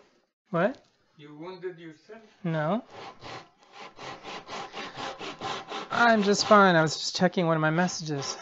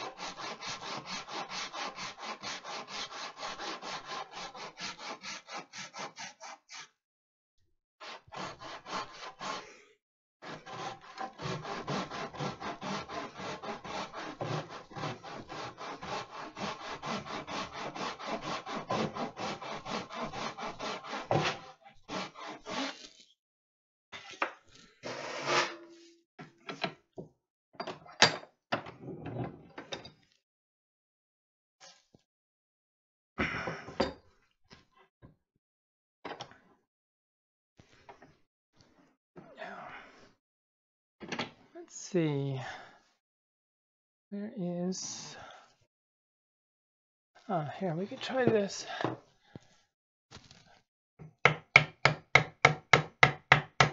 And drive that wedge in just a little bit so my saw doesn't want to get stuck in there.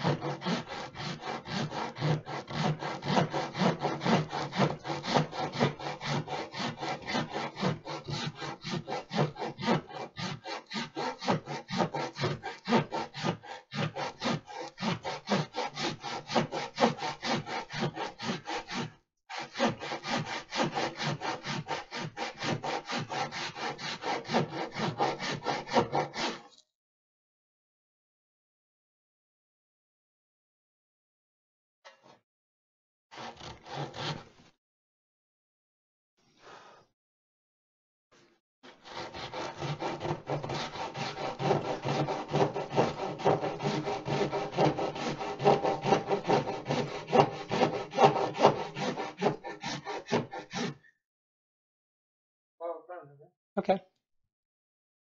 Yeah. It's not very exciting to watch this for a whole. Yeah. How many hours you work today? About 2.5 or 3 hours, maybe more.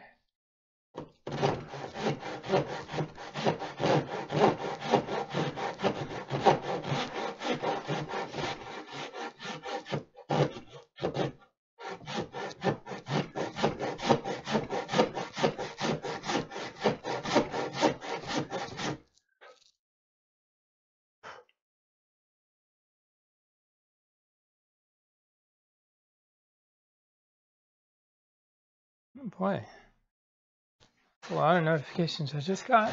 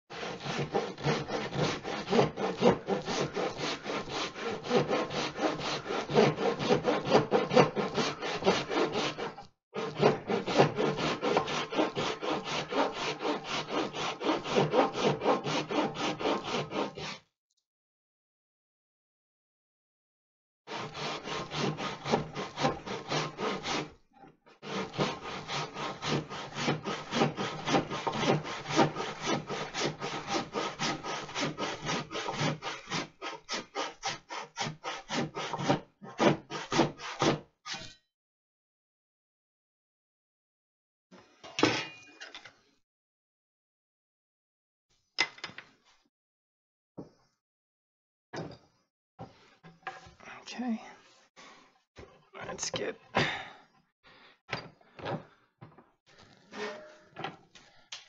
Let's point this guy down a little bit.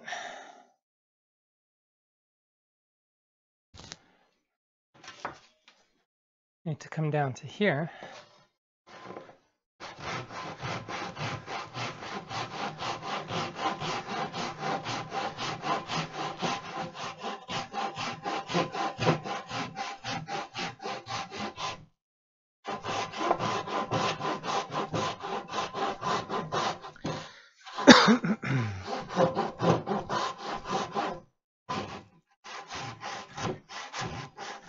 Let's take it down a little bit more. I wonder if the saw is starting to get a little bit less sharp. It is clogged up a little bit. Maybe I should clear it off a little. See if that helps it out.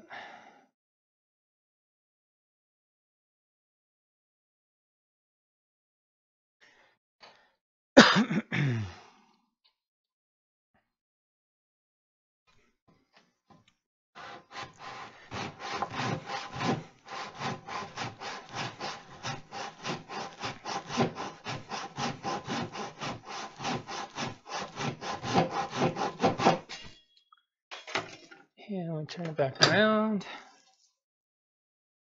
I know this must be really thrilling to watch, but the good news is there's this much left. Are you feeling the excitement, the tension in the room? It's like, well, anyway.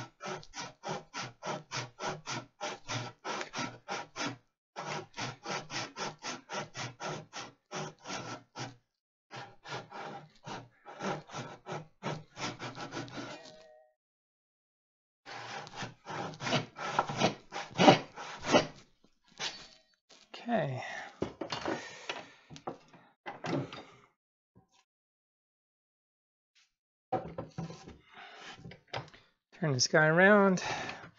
Every time I say it's going to be 10 or 20 more minutes, it ends up being way more than that. I'm coming down to here now.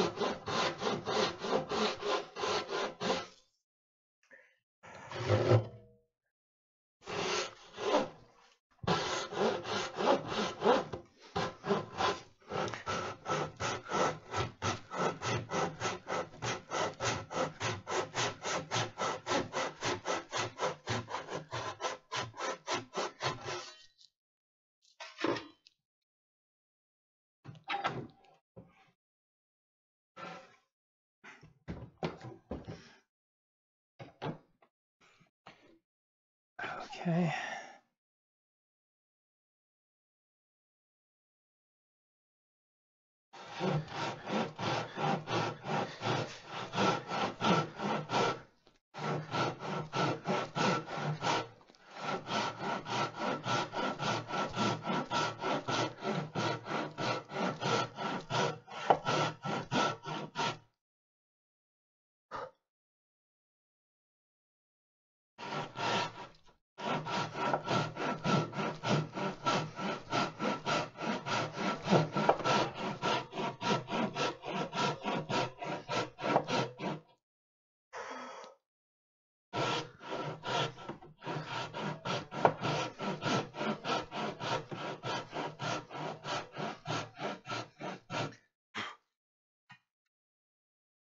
Look at that. Look how little there's left. Oh, you can't even see. Oh my gosh. Point the camera down. What are you doing?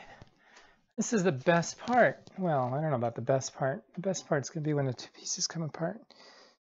But for now, on this side, I am really excited to say that there's only 1 inch left. About 2.5 inches on the other side.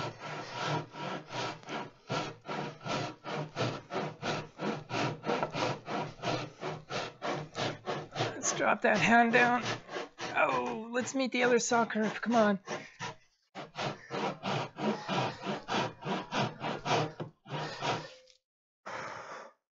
I'm coming out too far on the other side, but let's say, hello, Mr. Saw Curve. As I meet the other side, just a little bit.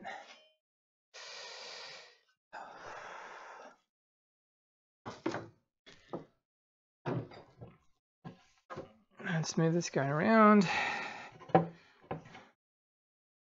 Let's hold just the one piece. Ooh, did I say one piece? Good anime, right? Or manga, if you're the kind of person who reads.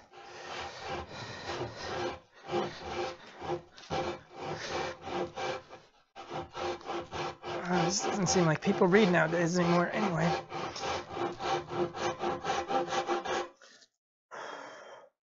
All right.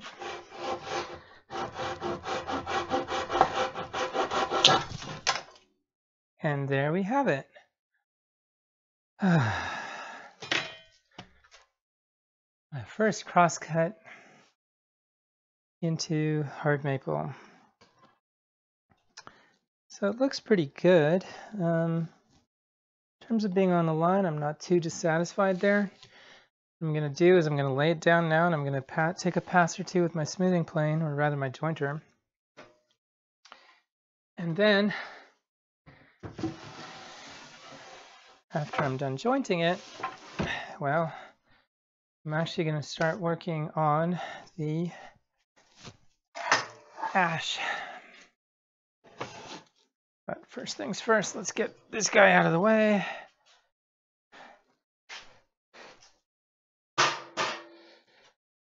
Let's get this guy out of the way.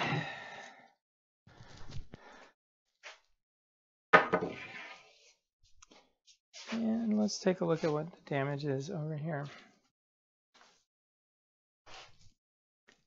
This guy come through here.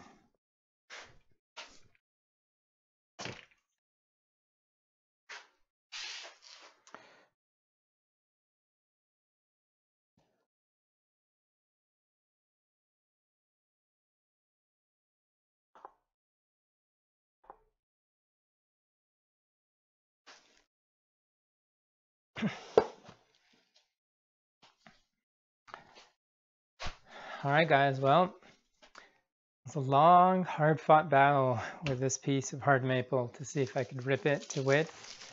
But here it is. It's kind of finished, ripped, very, very close to my final dimension. Next thing I want to do, maybe I'm just going to smooth out a little bit of the rough edges over here. I'm not going to do more than that at this point, because really what I want to do is I want to take a look at the ash and see what it's like to work with the ash. So let's see if we can just smooth this off a little bit.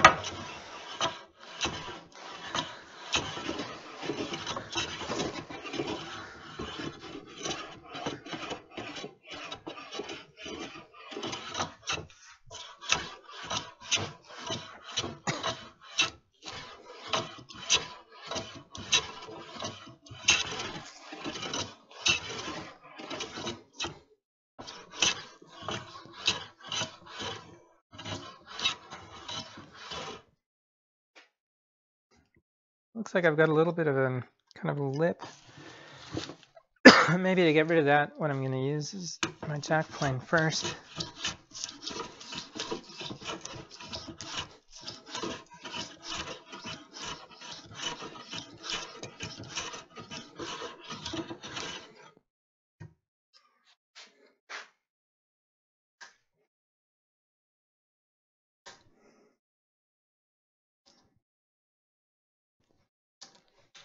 There we go.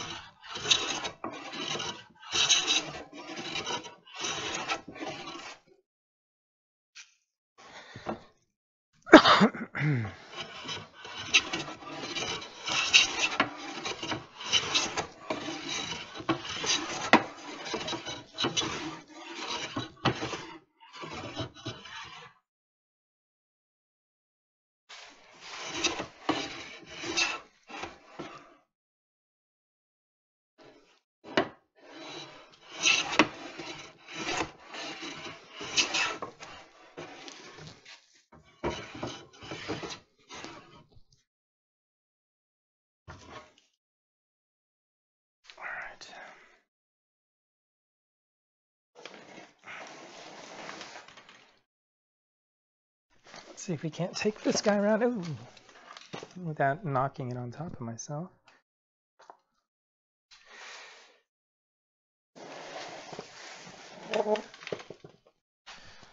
Okay.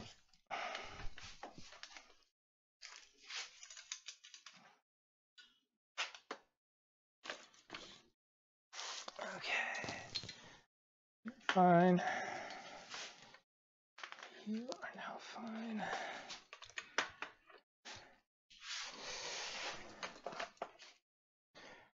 Okay.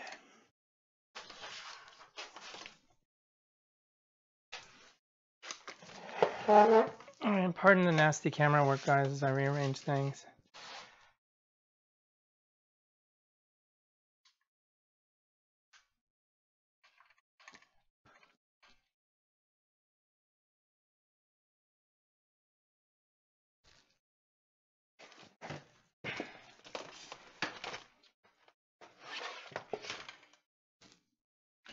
Yeah, that looks pretty good right there.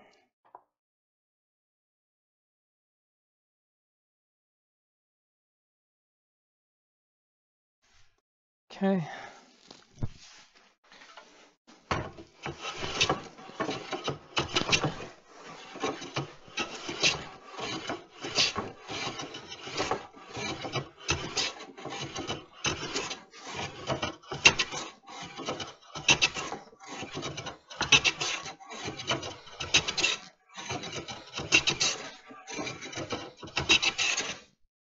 Oh, wait. I should update something.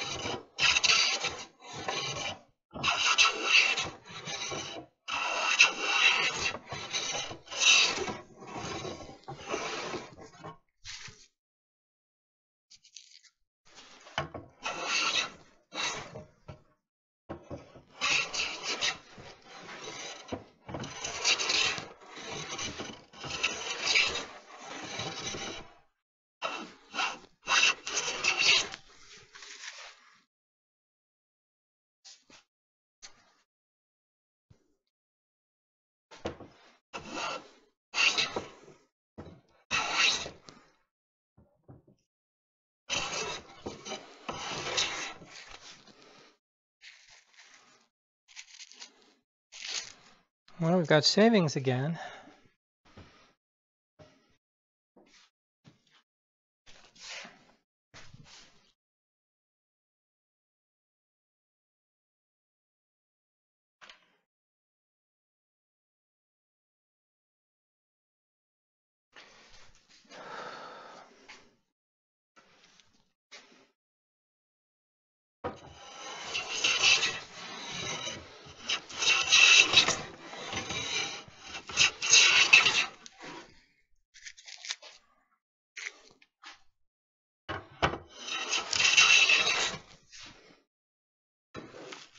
Okay. All right, well, looks like I've got some work to do planing this guy. And I also still have to plane the back face of it. Ew.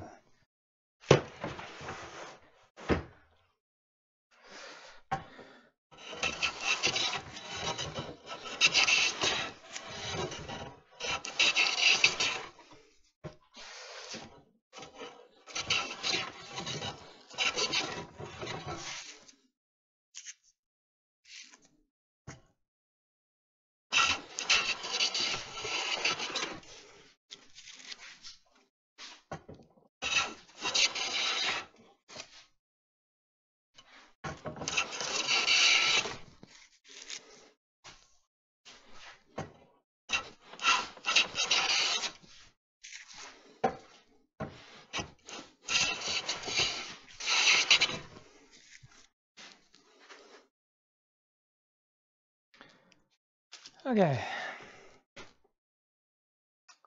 So I'm going to finish planing this later. As a matter of fact, I'm not even convinced that I need to do much planing just yet until I get the other pieces in place that I'm going to use here. So this is going to be one of about 12 total pieces that are going to go into the workbench top. But I'm pretty happy because I think that I'm pretty close to my final dimension now. Yeah, I'm pretty close to my final dimension, which is good. Let me see.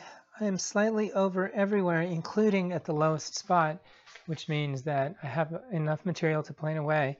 Once I plane it, I'll be golden. So the only thing that's left to do now really is to test out what it feels like to plane some ash. And then in terms of the ripping competition, ooh, is my hair covered in dust? In terms of the ripping contest, well, looks like both pieces of wood can be ripped. The hard maple takes a lot longer than the ash does, but it is workable. So here you guys see, let me see. Let me grab this guy too.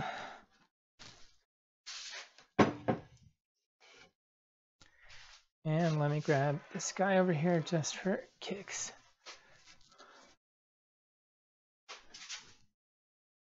What side is that? That is your side. Okay.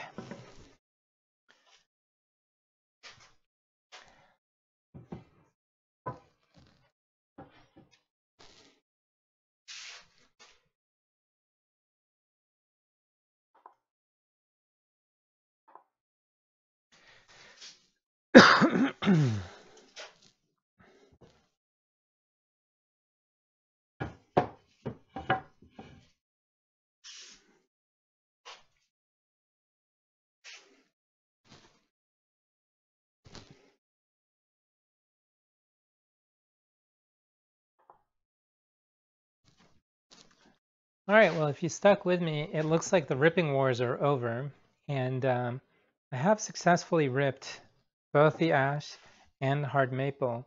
And the hard maple did take a long time to rip. Now, I don't know, part of it did feel like it was going a little bit slower than the ash was, but the other thing too is it is a much longer piece, as you can see. The good news is, in both cases, I was able to successfully rip the wood. So I've done successful crosscuts, I've done successful rips, and I've also been able to plane at least the hard maple. So the only thing that's left to test really in terms of which wood is the most suitable is working with this ash over here, seeing if I'm kind of confident in the end result. If I am, as I said before, ash is significantly cheaper than hard maple, so it'd be a good option. But boy, I gotta tell you, that hard maple, once it's planed smooth, just feels so silky smooth, and it feels kind of like what, almost like marble, because it's a little bit hard, but you don't really feel much texture of the wood at all. It's just this really hard, smooth surface, and it feels really, really nice to touch. So that might be a nice top to work with. Anyway, let me push this guy out of here. So let's take a look at what it's like to go and work on this ash now and plane it down and see what it comes out with. I'm going to take one of these two pieces. It doesn't really matter which one of the two. And I'm going to work on that. And since this is the side that I ripped, it's actually straighter, believe it or not, than the side that I didn't work on at all, because that wood came out bowed from the lumber yard. So since that guy's over there, maybe I'll start with him already.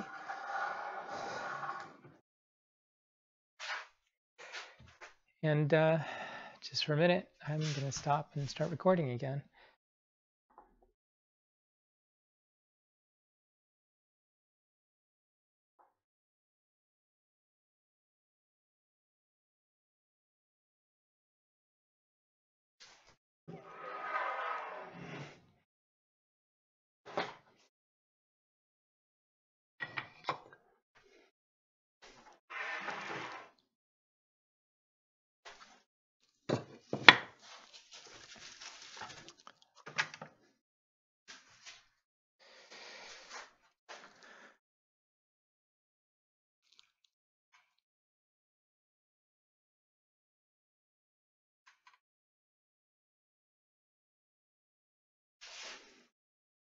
Well, I guess I'm going to stop that.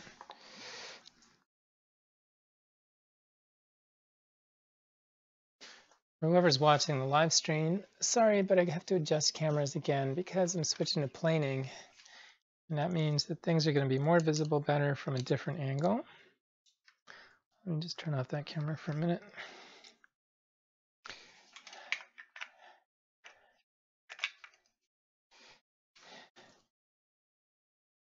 And we'll get rid of this tripod completely.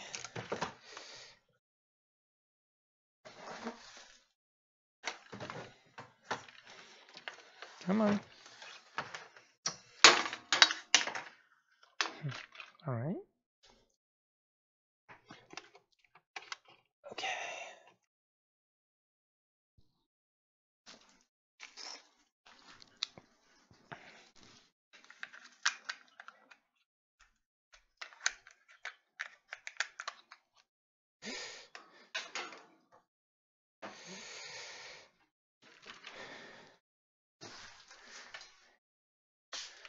And let's see if I can get this guy. Why don't we turn off this camera for a minute now?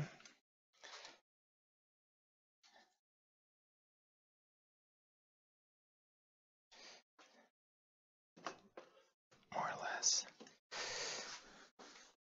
All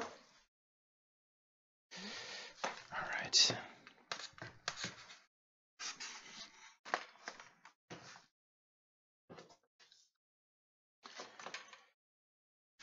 Okay.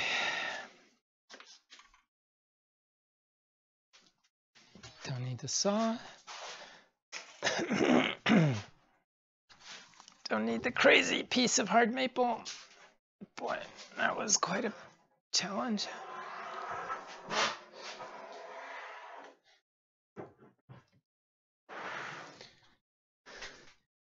And let's see, don't really need this marking gauge or this knife.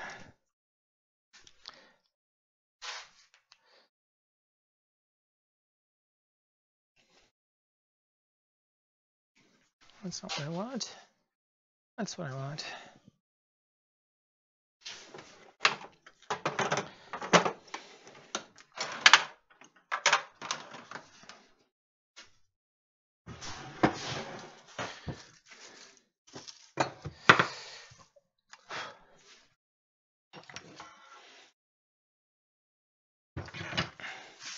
All right, let's get these hard maple shavings out of the way so we could switch to ash shavings.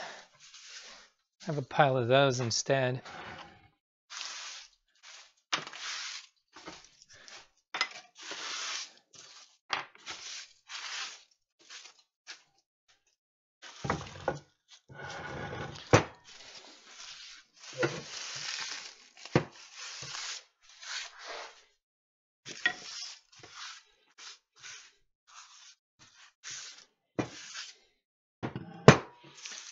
All right, well, first things first, where are my winding sticks?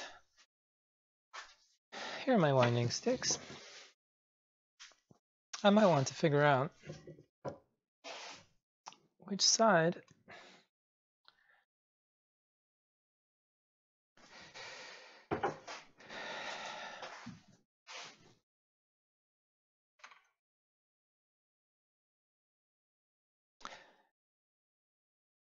All right, guys. Well, the battle with hard maple is on hold for now. And what I'm going to do now is I'm going to see if I can work this ash at all and see if I can get this ash plain smooth and what it feels like to get it plain smooth and whether or not it's kind of nice finish. Reading the grain over here, it looks like the grain is rising up from this side, which means I really want to plane it down from this other side over here. So my guess is this is the side I want. And just to make my life easier, what I'm going to do is rather than, well, I don't know, do I want to start with this nasty side over here? Or do I want to start with a cleaner side? Maybe I will start with the cleaner side, which means that I need to plane this way.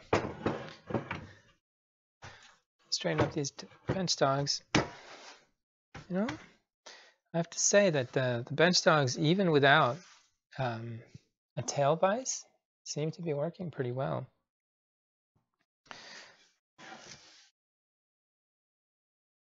So by reading the grain, if I'm reading it right, because it's still something I'm working on learning how to do, looks to me like it's rising in this direction. So I have a feeling that if I plane this way, my wood's going to be happy.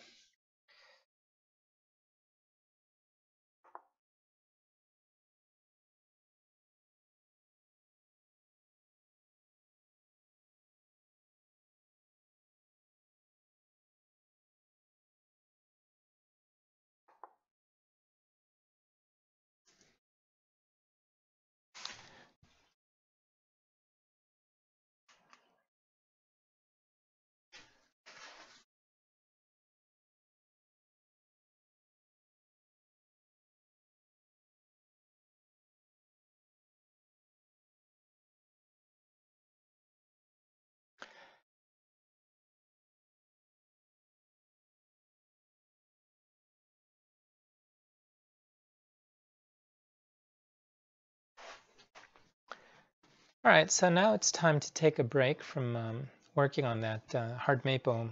And what I'm going to do now is I'm going to plane this ash over here. I want to see if the ash gives me as silky smooth a finish as the hard maple does. And then, you know, I'm sure it's going to be easier to plane down. So I'm not too worried about doing it. I just want to see what the finish is going to be like. Why don't I...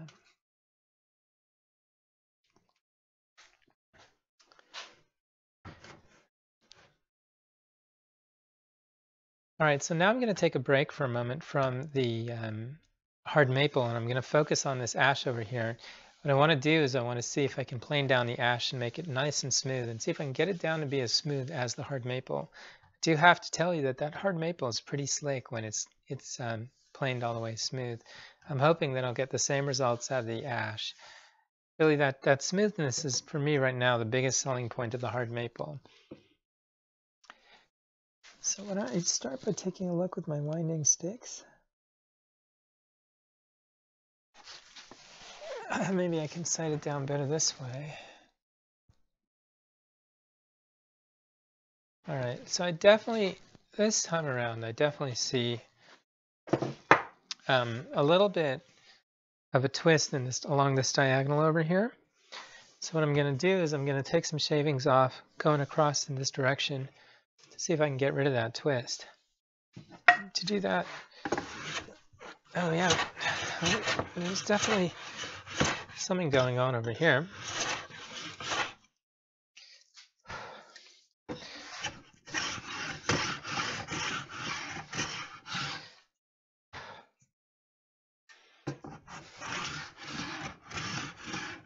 That's interesting.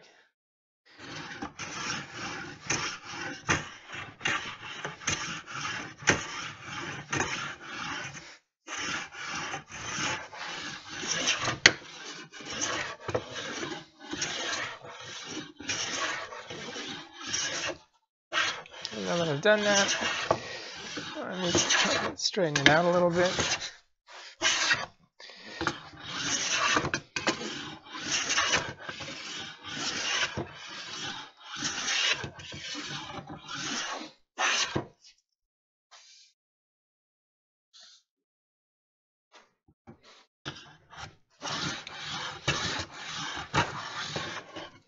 Okay. And what I want to do is I want to check again for that twist to see if the twist is gone in the back.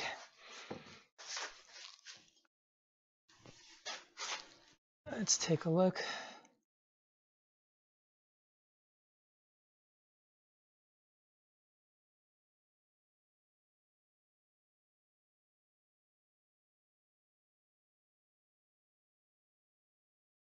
Yeah, it looks pretty good to me. Let's test it in the middle too.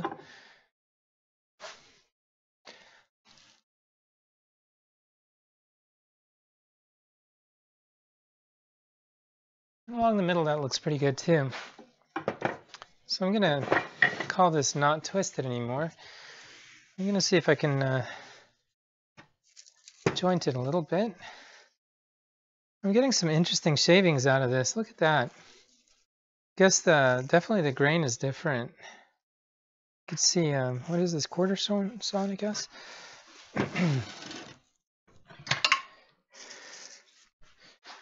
Let's take a look.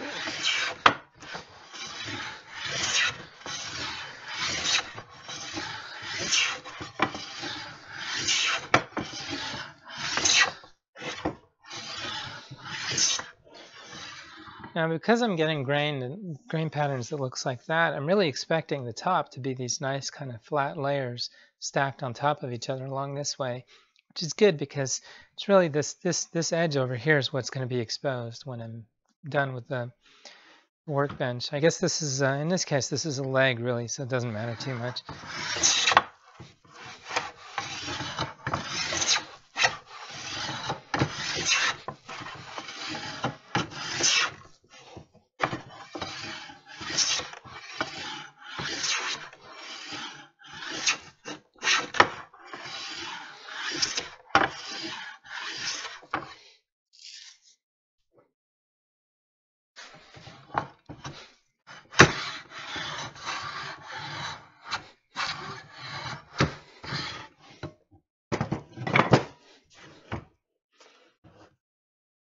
is where some sort of tail vise would really come in handy.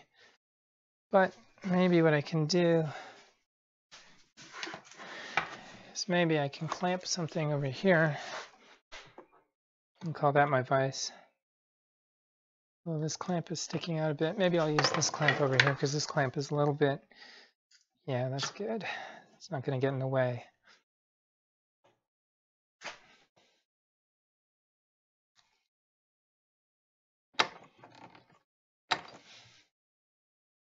Okay, that looks pretty solid.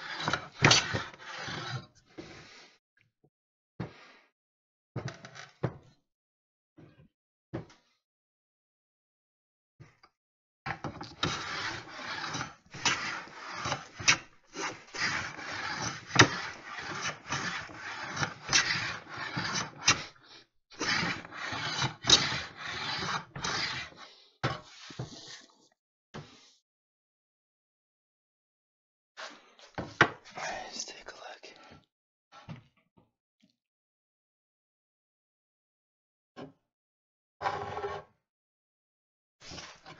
All right, I've definitely got a very big dip over here, which means I need to take off some high spots on either side of it.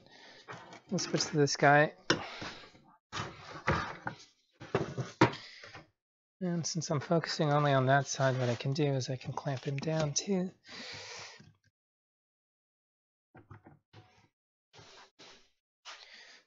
I'll move this out of the way.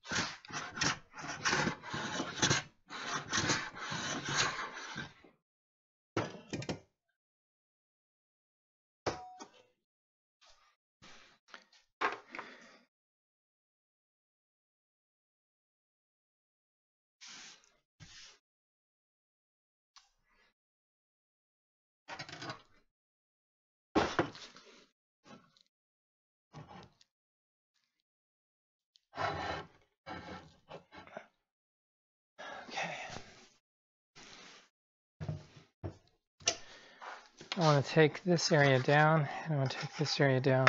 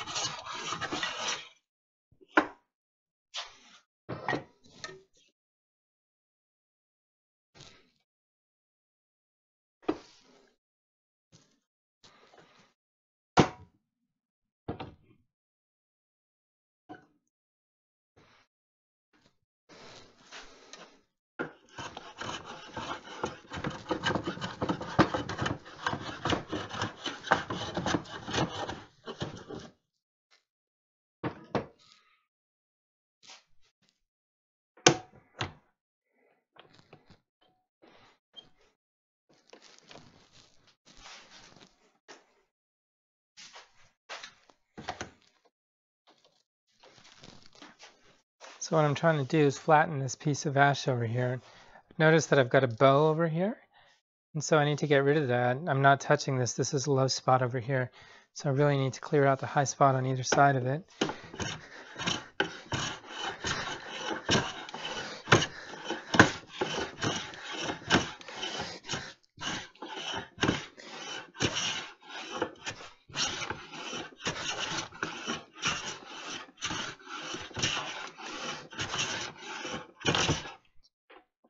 I'm doing some of that first with my jack plane.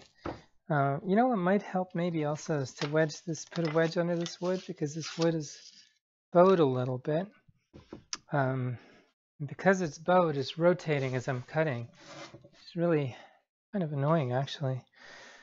Now, I had a wedge that I was using when I was cutting the wood, but I haven't found it. Where's my wedge? I don't know where it went. Let's see. I don't see that wedge anywhere on the ground over here. It must have gotten lost in all of these shavings on the ground.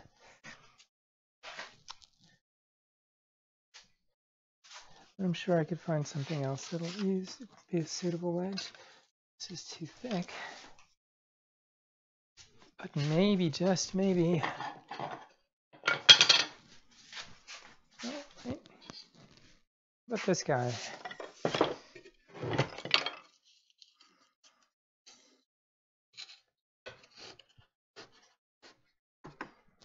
Okay, looks like I found a suitable wedge. It's going to keep my wood from rocking back and forth.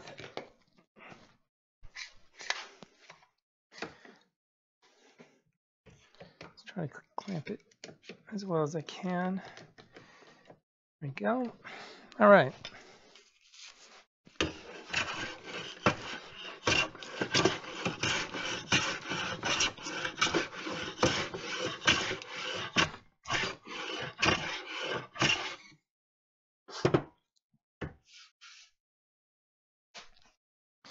Now let's see what my jointer says about that low spot. Oh, my jointer says that I'm doing a pretty good job of catching up to it. Still have some work to do. But this side over here is starting to look good.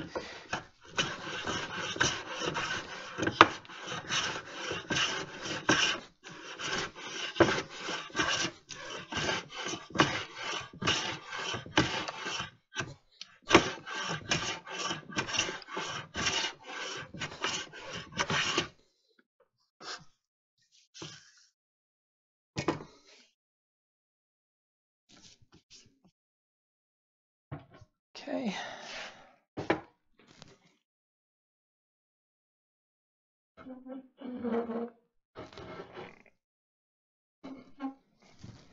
All right. Now I need to switch my focus to the other end of the wood.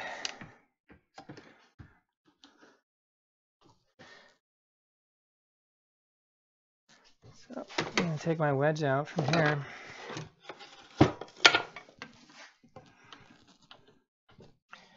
I may have to drive it on this side. My clamp. Let me make sure I'm up against my dogs. Okay. Get that wedge underneath here.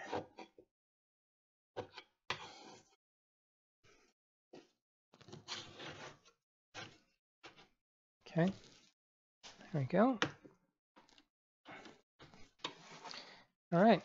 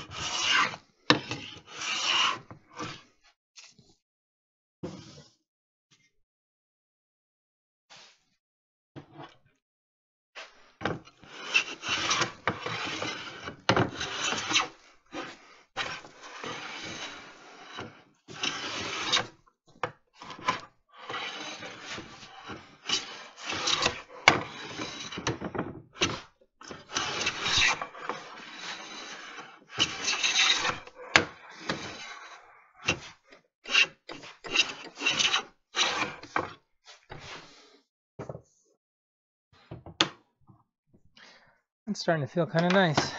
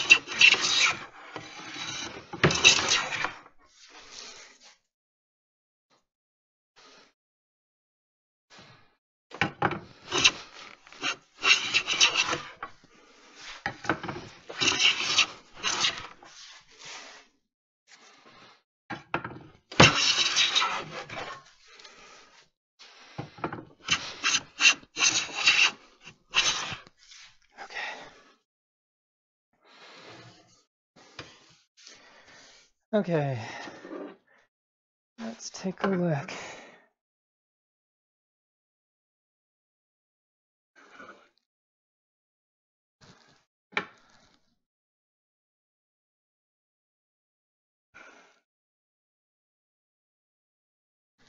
I'm pretty happy actually. This looks, that was a bit of a workout, but it does look nice and smooth now.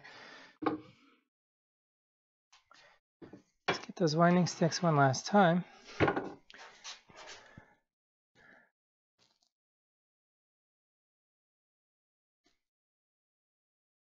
All right. Oh no, I just lost my microphone. Excuse me for that.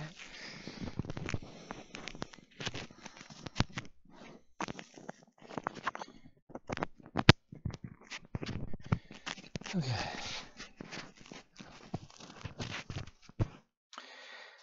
Okay, so I'm pretty happy about this face right now. And I'm trying to figure out which of these two faces I want to take and finalize. Now I know I said I was going to work on this one, but what's tempting about working on this one is if you look at the grain, you see how the grain pattern basically is kind of closer to the inside of the tree over here, and it's closer to the surface of the tree. I wonder which of the two would actually be better for the countertop or the workbench top. And I guess what's nice about this one is it feels like it's very, very flat layers, but they are thin layers. So maybe I should focus here where the layers are a little bit thicker. So what I'm going to do is I'm going to just take a couple of passes on this side because I think I've got a rock. Let me see. No, it's actually sitting pretty solidly. So I'm going to work on this side, but first things first, let me make sure that I mark my face over here. Okay. Well, this way I know which face I've finished, because it would not be fun to go and to square against the wrong face.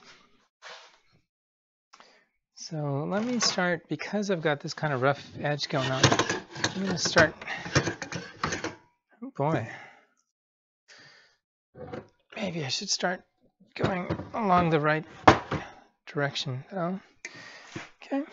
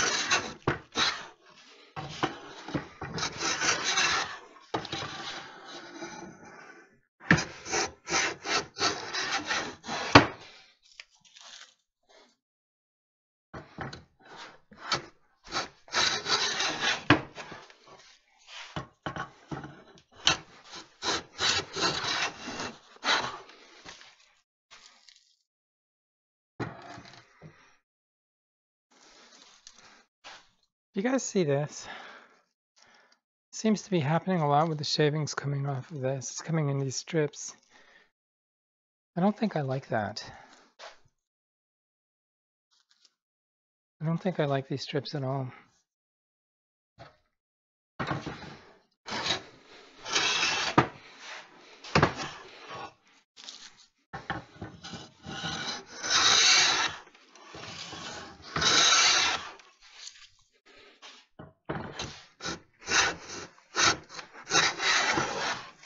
Okay.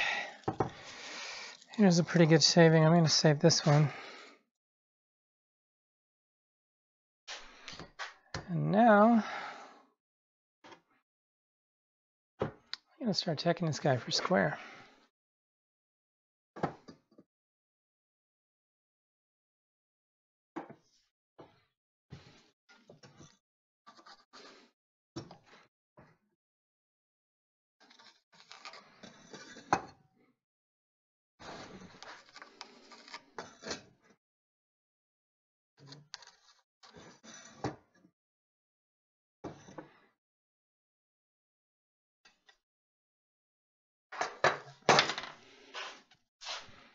It looks like across the whole length of this I need to take off from this outer edge to make it square.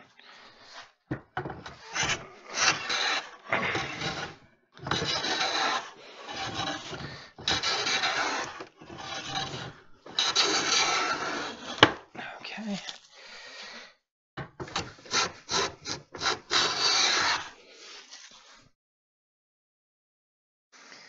Not sure, I may be reading the grain wrong though. Let's come around this way.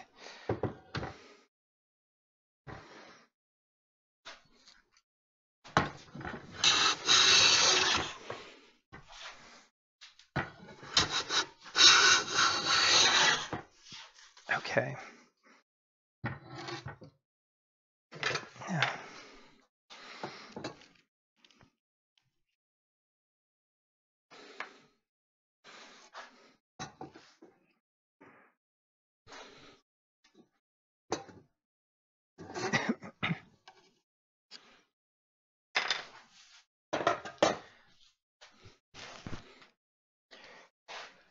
So it looks like I still need to focus on this edge over here. I was reading the grain wrong, so now that I flipped it around, actually it's kind of planing much better.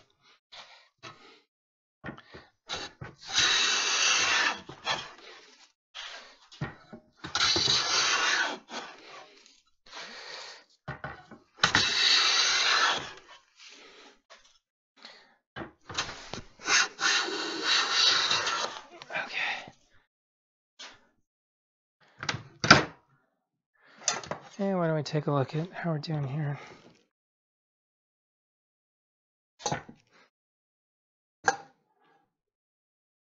Still need more off of that edge.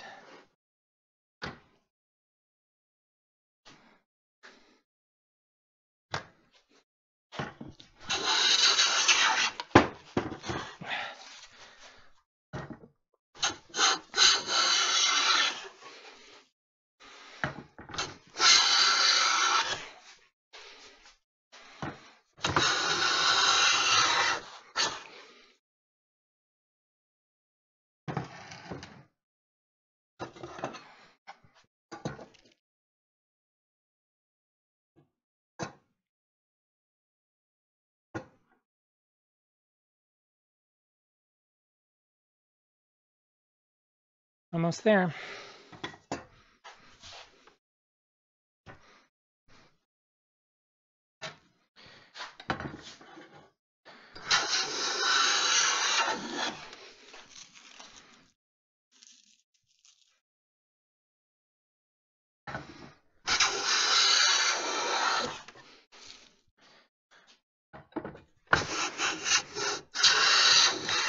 Okay.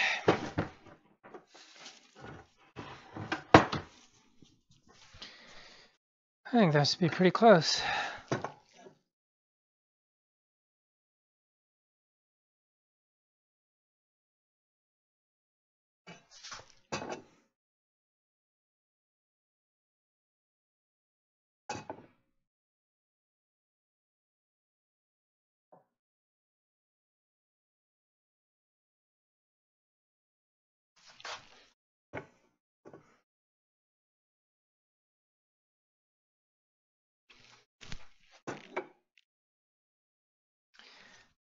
adjust along a little bit over here and take a little off. Yeah. There we go. Let's see how that goes.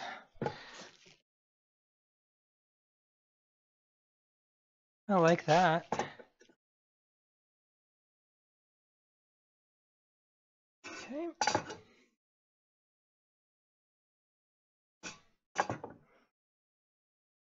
All right. Well, good news is this is flat, this is square. Bad news is it looks to me like I'm not perfectly flat right around here. So right around here, I've got a little bit of a bulge on this surface right over here. So how are we doing on flatness? Yeah. Yeah? I'm very hungry. Oh, is it? Are you guys eating? Are you waiting for me? Oh, she said not to wait for her, actually. Yeah.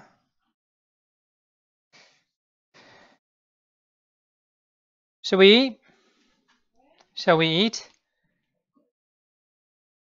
Okay, I'll be up in 2 minutes, okay?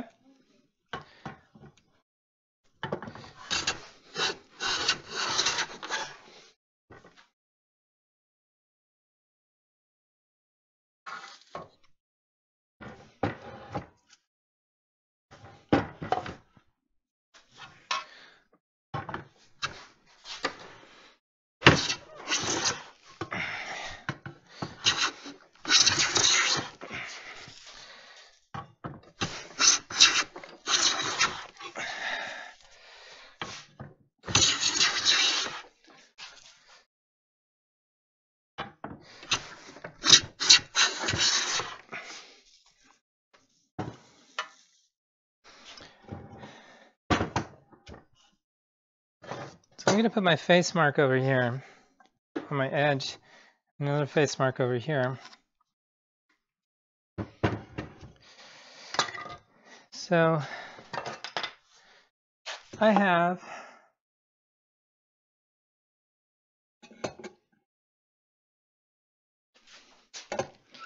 all right. Let me show you one of each.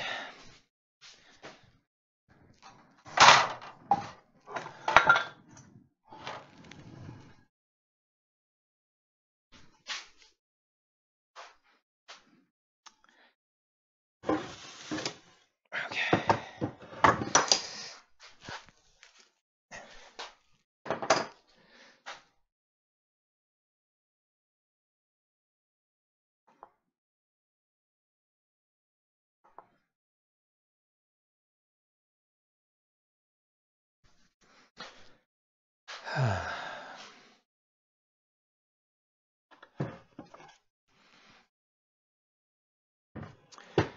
All right. So here I have before me a piece of hard maple that I've smoothed, and then I've got a piece of ash that I've also smoothed over here. Now I felt that smoothing the hard maple, even though the grain was switching directions and stuff, was kind of maybe a little bit more fun. And I guess one of the things I could show you is a difference in the shavings. This is what a hard maple shaving looks like. So if you look at it, it's kind of almost a continuous piece of wood.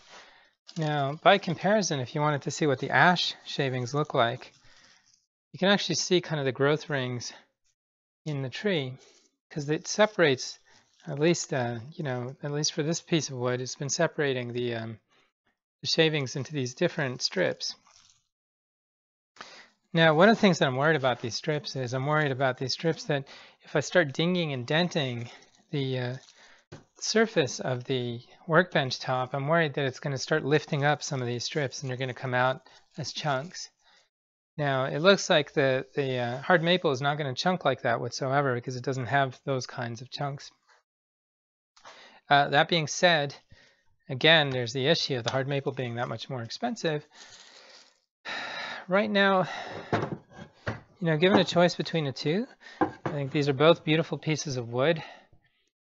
I think this ash over here would look fabulous on a piece of furniture. Actually, I think this ash would look better on a piece of furniture than this hard maple would. I like the grain pattern so much more. It's much more interesting, and you see, it's kind of gorgeous actually, compared to the hard maple, which is from a grain perspective and an appearance perspective, it's a little bit more bland. It's a little harder to see what's going on over here. That being said, in terms of the finish on the two, I do like the finish on the hard maple in terms of having it as a utility surface. So I am tempted to stick with hard maple and make the rest of the workbench out of hard maple. Yeah, so if you guys think that maybe I'm making a wrong call here, by all means let me know why you might think so. Otherwise, tomorrow actually I might go ahead and pick up some more wood. I was thinking of picking up some hard maple and getting this done. I need to buy a whole bunch of, well, a number of lengths actually to get the workbench top done and things like that. So I don't know what I'm going to pick up tomorrow. It depends on what I find at the lumber yard. But yeah, I think that you can't go wrong with either of these. It just feels to me like the hard maple will end up being a more workable work surface in the sense that it's not going to come apart in the same way that the ash might. I need to find something really nice to do with this piece of wood though, because it's beautiful. In any case, thanks so much for watching, and I'll catch you next time. I guess by my next video, I'm going to have figured out for sure which piece of wood or which type of wood I'm going to be using. And then I'm going to just rinse and repeat many times. One thing I noticed is while I was working with the ash on my planes already, I feel more confident with what I'm doing in terms of planing and squaring the edges. So I think that it's going to go faster and faster the more I do it. Even though I haven't done that much on this project, I'm starting to feel some of the effects of the practice. So I'm pretty excited. That means that kind of part of the reason that I wanted to do all of this by hand was to get that practice in, to get better, so that when I'm doing maybe a nice piece of furniture, instead of working on a workbench, I'm going to have that skill under my belt, and I'm going to be able to do it so that I can get fast and good results. And it looks like it's moving in the right direction. So I'll catch you guys later. Thanks a lot for watching.